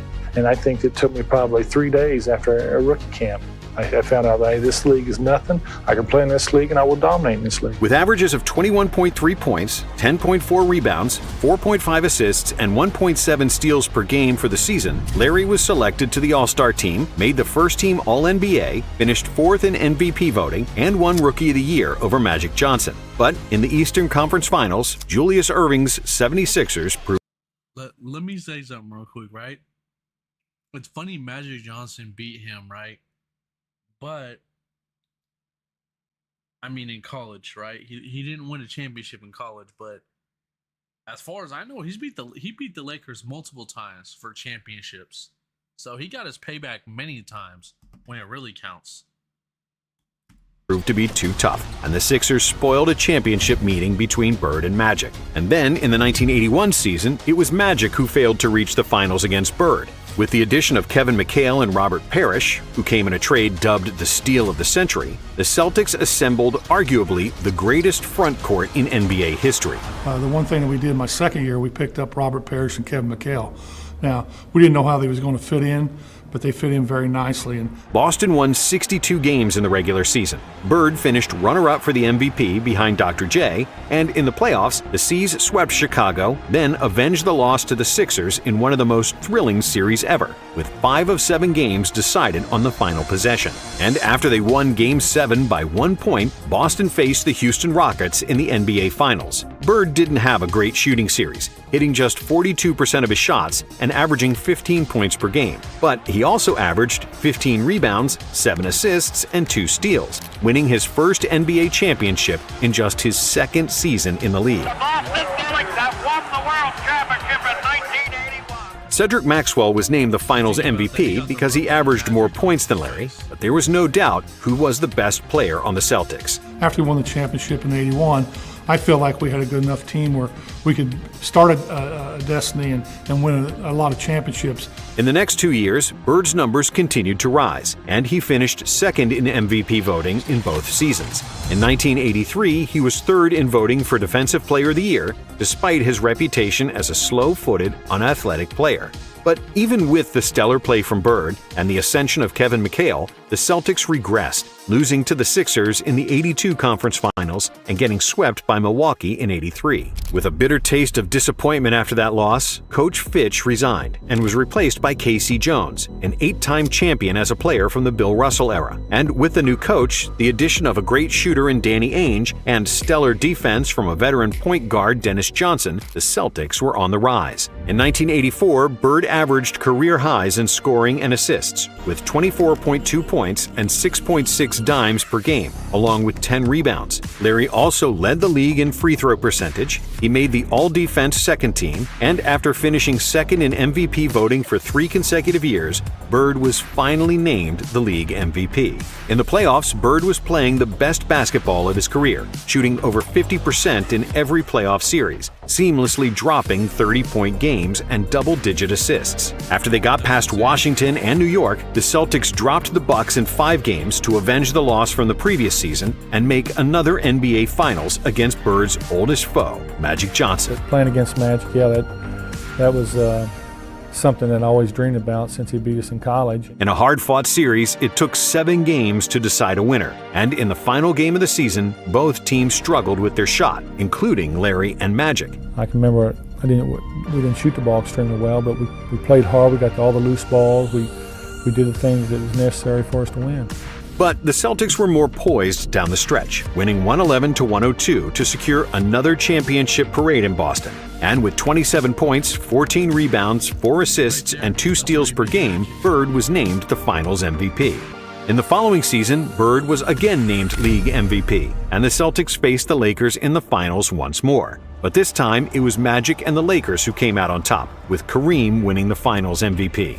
For the '86 season, the Celtics traded Cedric Maxwell for Bill Walton, a former MVP center who was struggling to stay healthy. But the gamble paid off, and Walton shined in his role as a sixth man, as the Celtics played one of the best seasons in franchise history. They finished with 67 wins and 15 losses, and including the playoffs, they lost just 1 game in the Boston Garden, going 50-1 at home for the season. Larry was at his absolute basketball peak, averaging 26, 10, and 7, with 2 steals and near 50-40-90 shooting. During a long regular season, Larry would often get bored and had to find extra challenges to motivate himself. And before a game against Portland in February, Bird surprised his teammates and journalists by saying that he would play the whole game with his left hand.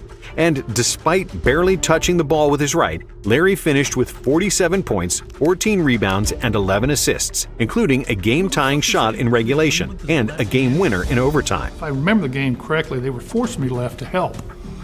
And they wasn't getting there quick enough, so I had shots around 5-6 foot with my left hand. I felt more comfortable with my left hand there than I did my right. Then once I got started making a few, I just kept going. It was one of the greatest games of his career, on par with his career-high 60 points from the 1985 season against Atlanta. Larry was hitting jumpers left and right from impossible angles, getting into such a zone that the Hawks bench even jumped out of their chairs and cheered for him, which got them fined by their coach. The announcer let me know every time I scored. So he go 48, 50, 52, and when it got to that with like 3 or 4 minutes to go, I thought I might as well go ahead and try to get 60, and that's what I did.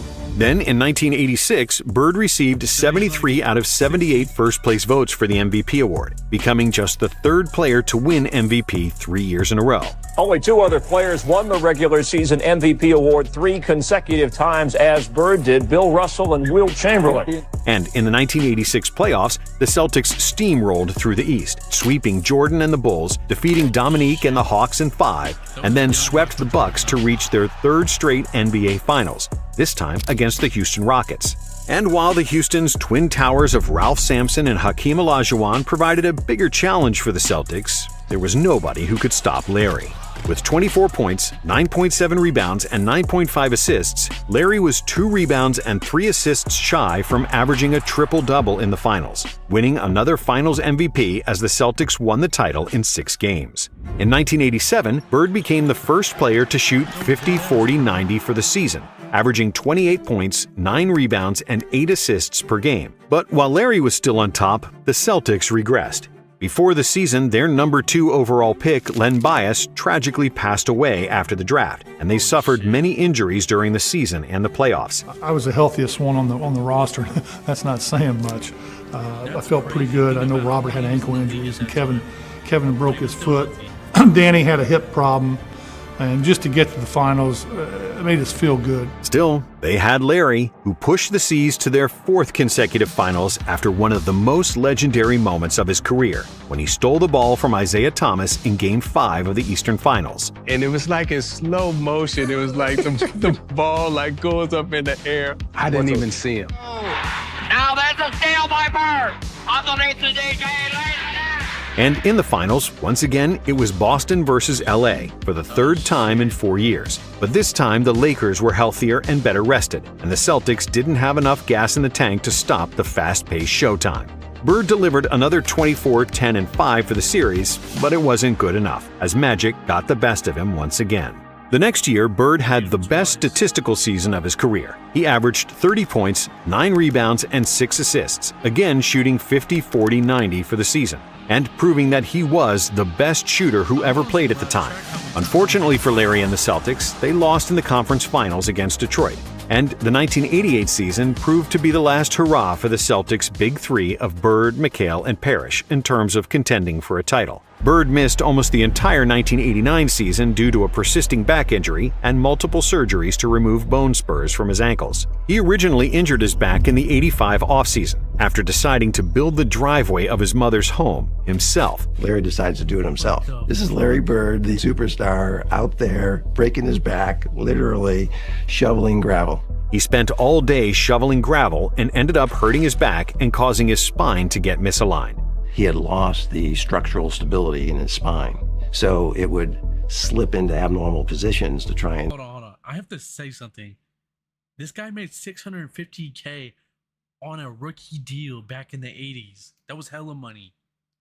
But he decided he wasn't paying nobody to build fucking gravel. He did it himself.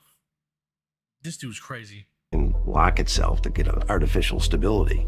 That's like getting your finger stuck in the door and somebody's still pushing on the door. Bird was a millionaire, and he could have easily paid someone else to do it. But Larry enjoyed manual labor, and he wanted to help his mother with his own hands. And paying people for something he could do himself simply wasn't Larry's style. I really don't need anyone to build my ego. When I'm home in Boston, I want to go out and eat, pay my bill, and get the hell out. Back in French Lick, I don't have those problems, and that's why I go back there. It's the same with nice cars, Mercedes and all that. I can't see putting $50,000 or $60,000 into a car when our house growing up was worth $10,000. I just can't buy that. And clothes never did catch my eye. I never really enjoyed them. I always wore what I felt comfortable in. I'll wear pretty much anything if I get it for free. And because of his back injury, Larry probably should have retired in '88. But that memory of when he was 14 years old and his father went to work with a foot that was 50 shades of purple stuck with him, and Larry kept playing through the pain. But to me, I'm just so glad I got the NBA and made it. I didn't want some little injury messing up my whole season, so I tried to play through a lot of them. Yes! Bro was a dog, man. From 1988 onward, Bird had to have his spine realigned before games just to be able to participate. The injury was so severe that he often had to lie down for hours at a time, either between games or sometimes even during games, spending up to 4 hours a day stretching.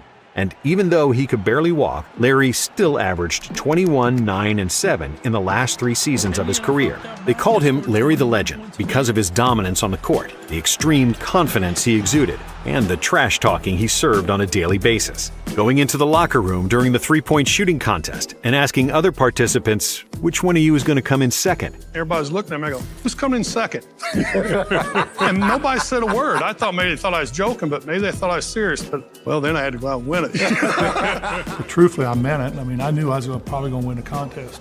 and then defeating them without ever taking off his jacket, legendary.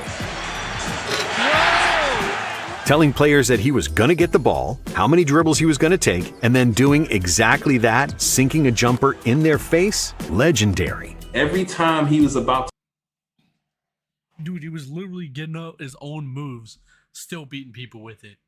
to make a move, he told him what he was going to do. One dribble, pull up, going left, off glass. And did you know Bird played the entirety of his career with a dislocated finger? His right index finger got badly hurt during his last season at Indiana State.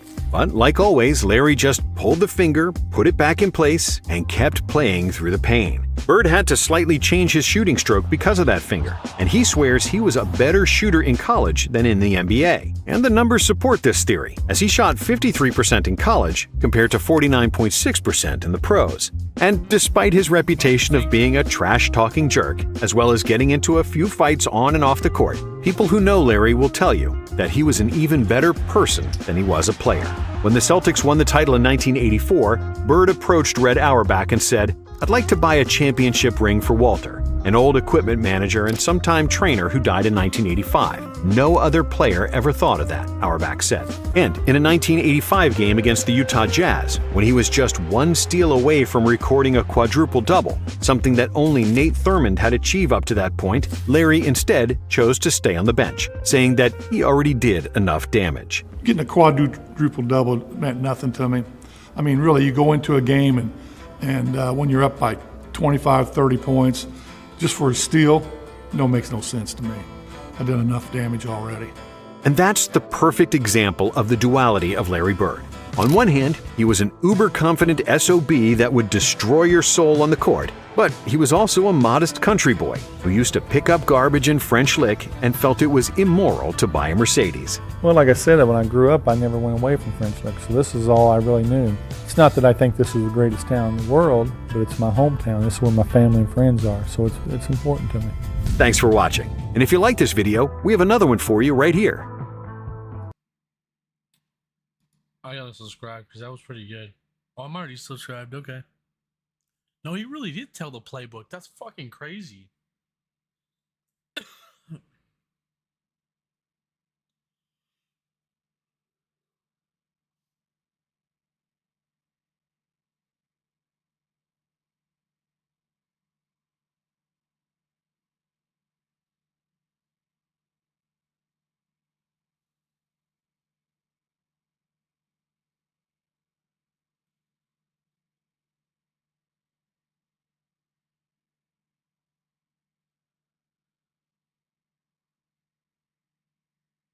Oh, I just seen the video I want to watch. Where'd it go? Damn it.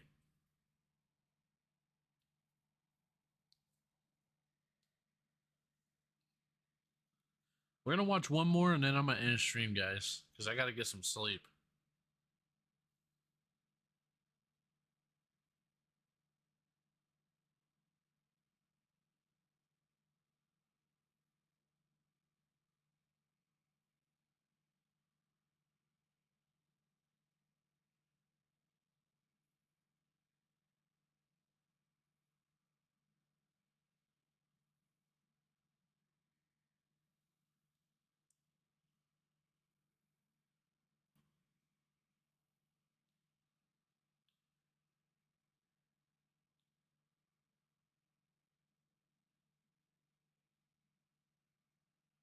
Okay, hold on. I think I see the one we can watch. Let me go back up.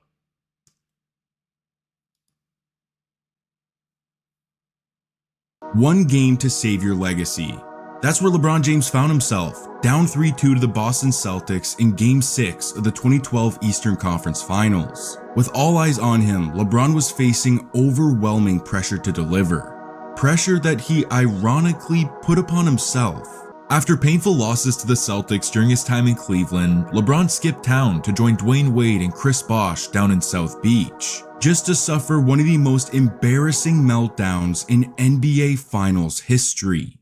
8 years in and still without a championship, LeBron's career reached a boiling point, leading to a career-defining Game 6 in Boston.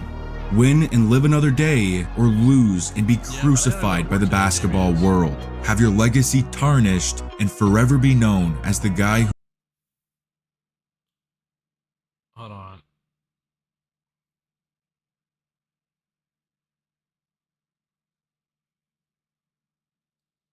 Maybe this one?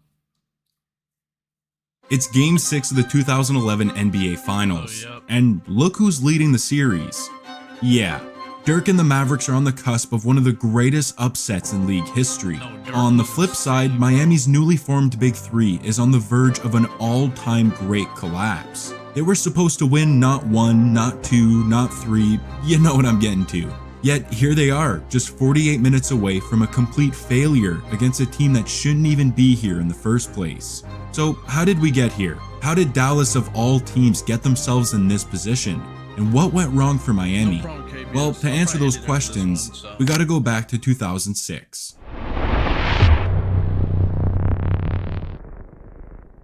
In the 06 finals, we got a young 24-year-old Dwayne Wade and the Miami Heat face off against a prime 27-year-old Dirk Nowitzki and the Dallas Mavericks. And at the peak of his powers, Dirk had the edge early in the series. The Mavericks got up 2-0, and it seemed like Nowitzki would finally capture his long-awaited title, until the Flash spoiled the party.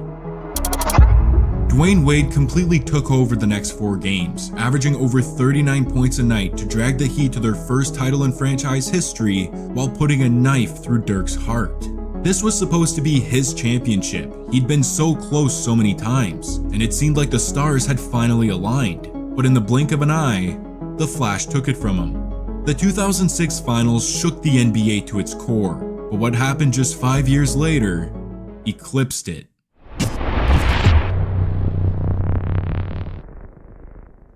After their heartbreaking loss in the finals, Dallas bounced back with a monster 2007 season. The team won 67 games and had the best record in the NBA. Dirk was named the league's MVP, and they were poised not to just make another run to the finals, but to win the championship. And then, boom. The greatest upset in the history of the NBA playoffs. They have defeated the Dallas Mavericks in 6. Dallas suffered a catastrophic collapse to the We Believe Warriors in the first round of the playoffs, becoming just the 3rd team in history to lose to the 8th seed as the 1st seed. It was an absolute embarrassment to Dirk and the entire Mavericks franchise. And for the cherry on top, just 2 weeks after their shocking defeat, Nowitzki had to accept the MVP trophy in an all-time awkward press conference. It was no doubt the lowest moment of his career. But pressure makes diamonds, right?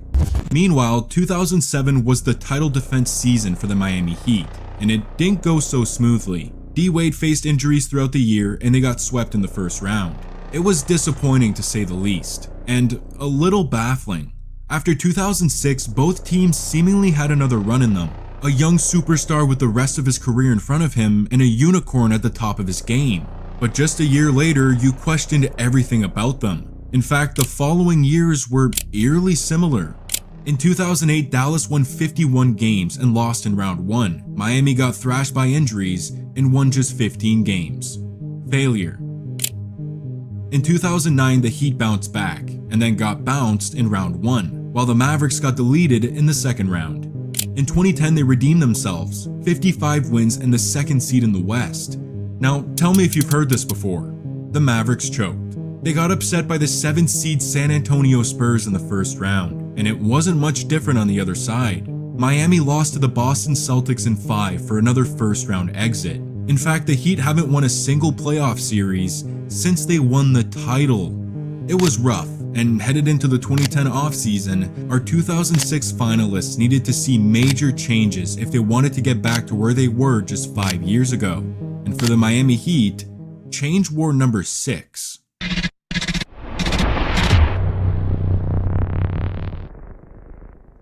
In the 2010 offseason, Miami signed the free agent of all free agents, LeBron motherfucking James, arguably the best player in the world and the back-to-back MVP. Oh, and they also signed this Chris Bosh dude who's pretty good too, and a return trip to the finals for Miami seems imminent.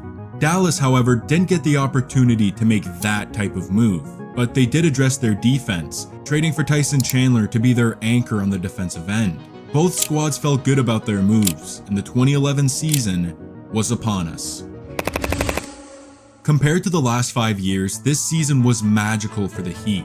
The Big Three was living up to the hype and finished with 58 wins as the second seed in the East. Out in the other conference, the Dallas Mavericks were an absolute wrecking ball. Though they were a little older, it was a perfect blend of talent, proven by their 57-win season to clinch the third seed in the West. This set up a first-round matchup against a solid Portland team that pushed them a little more than expected. The series was tied at 2, but the Mavericks closed it out in 6. Round 1 for the Miami Heat in the East, however, was a cakewalk, taking care of the 76ers in 5. But their next opponent was a much bigger challenge. The defending Eastern Conference champion Boston Celtics, led by the original Big Three. They dummied them in 5. As Miami beat last year's finalists, the Mavericks were doing the same, facing off against Kobe and the 2-time defending champion Lakers. And surprisingly, Dallas swept them, which lines them up for yet another challenge against a young juggernaut in OKC. The old guys beat the new kids in 5 to finally make it back to the NBA Finals for a chance at redemption. But will it be against the loaded Bulls squad or the Big Three? Miami had their hands full with the 62-win Chicago Bulls and MVP D Rose in the Eastern Conference Finals. They lost Game 1 and it seemed like they were in trouble. I'm just kidding, they rattled off 4 straight wins and the Heat are back in the finals facing off against an old foe. This time around, it's David versus Goliath. Dirk has no shot, right?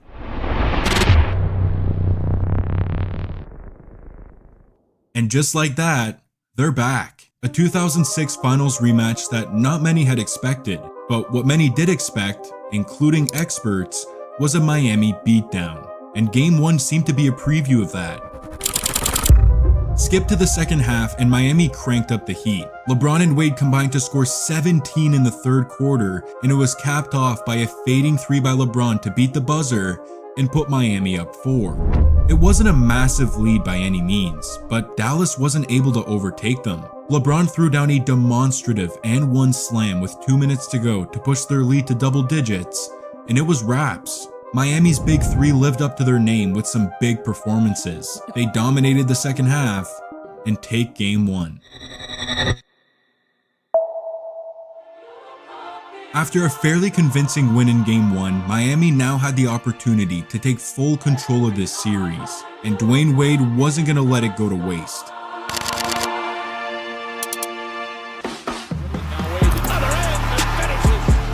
Stojakovic has come in, Wade sidesteps.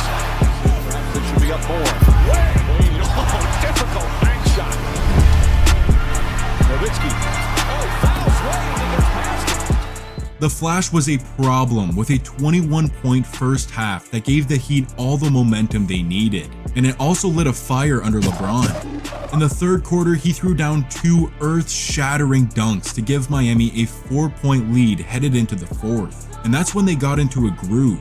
The first 5 minutes of the quarter was complete and utter dominance by the Heat, capped off by a Dwayne Wade corner 3 to give them 36 on the night and take a commanding 15-point lead. The game was over. A 2-0 series lead for Miami seemed inevitable, until Dallas hit them with an Uno reverse card. The Mavs began draining threes and tough mid-range jumpers to go on a white-hot 15-2 run to get within 2 with 2:40 to go. And that's when Dirk took over. On the fast break, he scoops home a lefty layup to tie the game. Seconds later, he drains a monster 3 to take the lead. But they fall asleep on defense and Mario Chalmers nails a corner 3 to tie it up, which puts the ball back into Dirk's hands with less than 10 seconds remaining. 7 to shoot. Nowitzki drives underneath lefty layup. Banks it in with 3.6 remaining. Miami out of timeouts, trailing by 2. James back to Wade. Wade puts it up for the win. Off the mark, and Dallas has tied the finals with one of the most incredible comebacks in NBA Finals history. Nowitzki came through big time. Dallas absolutely robs a game from Miami on the road, and the series is tied. After what happened in Game 2, LeBron and Wade came out angry in Game 3, each scoring 8 points in the first quarter. Miami took this pissed off attitude deep into the second, getting up by as much as 13 with 2:30 remaining in the half. But then, they got deja vu. Dallas went on a blazing 10-2 run and cut the deficit to 5 entering the second half. But the Heat responded once again, getting back up 13, to which Dirk answered with 9 in the third to keep the Mavs within reach.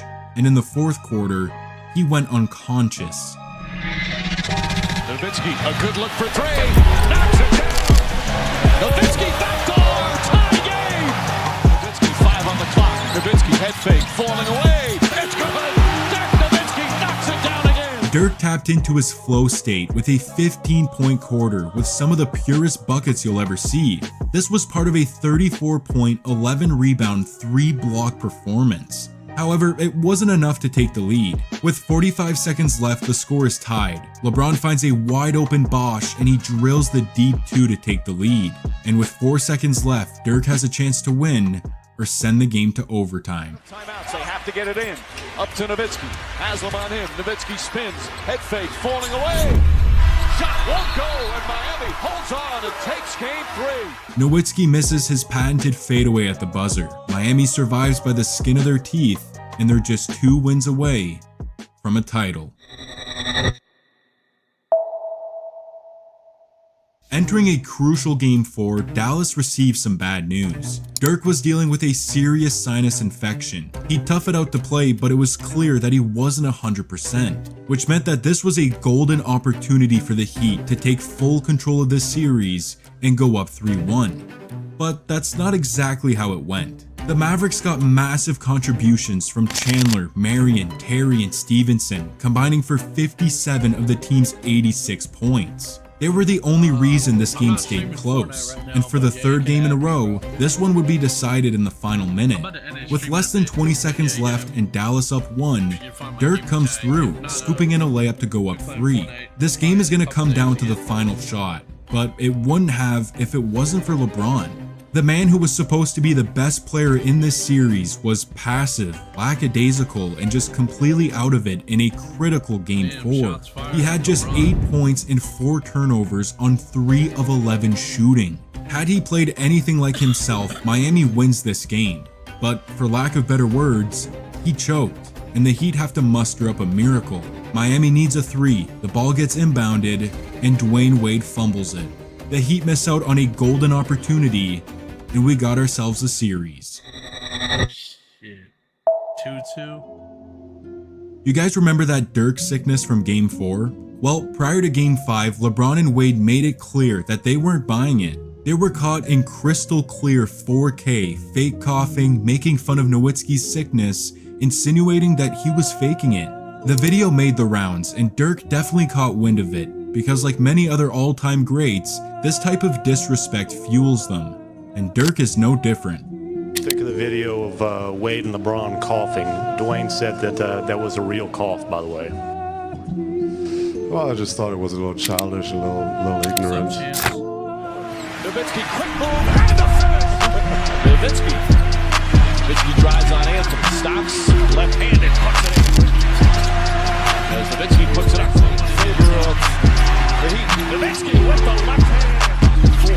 Nowitzki, high arcing 3. Oh! A rainbow goes through! Well, I just thought it was a little childish. Nowitzki showed out in front of LeBron and Wade with 29, 6, and 3 on their heads. Our guy was laser focused, and as we entered the fourth quarter with a 5-point lead for the Mavericks, Nowitzki got a helping hand. Jason Terry scored 8 huge points in the fourth that included a colossal 3 in LeBron's mouth to ice the game. This is why you never disrespect an all-time great. Or Jason Terry. The Mavericks are now just 1 win away from redemption. 3-2. Game 6 put us on the cusp of one of the greatest collapses in history, which meant we were also on the cusp of one of the greatest underdog stories in history. We were going to get a storybook ending, unless LeBron had something to say about it. Alright, man. I'm not a Fortnite James exploded right out of the gates, draining threes, getting to the cup as part of a 9-point first quarter. In a massive must-win game, he was showing no nerves. But I'll tell you who was. Dirk.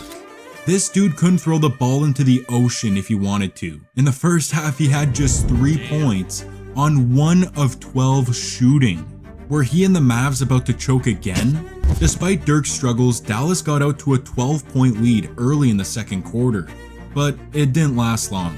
Miami responded right away with a blistering 14-0 run within 3 minutes to get themselves back in the game.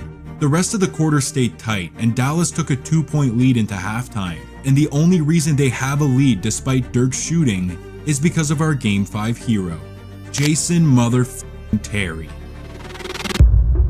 The Jet had a whopping 19 points in the first half, delivering once again when they needed him the most. And in the third quarter, the big dog woke up. Dirk was knocking down tough mid-range jumpers for 8 points in the period, 5 more than his entire first half, and it got Dallas rolling. They began draining threes, getting to the rim with ease, and there was no response from Miami. The Mavericks were unstoppable, extending their 2-point halftime lead to 9 as they headed into what may be the final quarter of the season. The fourth was a slow death for Miami. They couldn't do anything to cut into Dallas's lead. It really felt like it was meant to be for the Mavericks. After years of heartbreaks and failures, they found themselves just minutes away from reaching a mountaintop that seemed so far away for the past half-decade. So with the summit within reach and the championship on the line, the ball was put into Dirk's hands to take them home. That's the way they should play. Nowitzki puts it up. Puts it in. Nowitzki, left hand. The Miami Heat, they've done it. They win their first championship in franchise history. The greatest upset in the history of the NBA playoffs. And the Hornets take this series from the Dallas Mavericks. Denver's headed to the Western Conference Finals. The first number 7 seed to win a best-of-7 first-round series.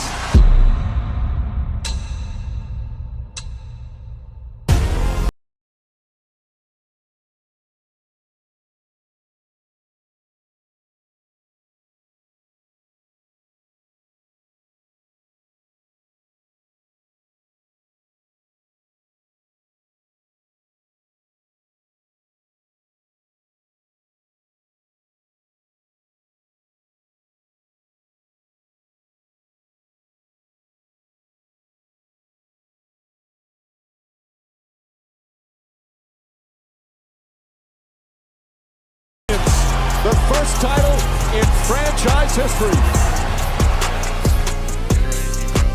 Nowitzki elevating his status amongst the NBA's greats.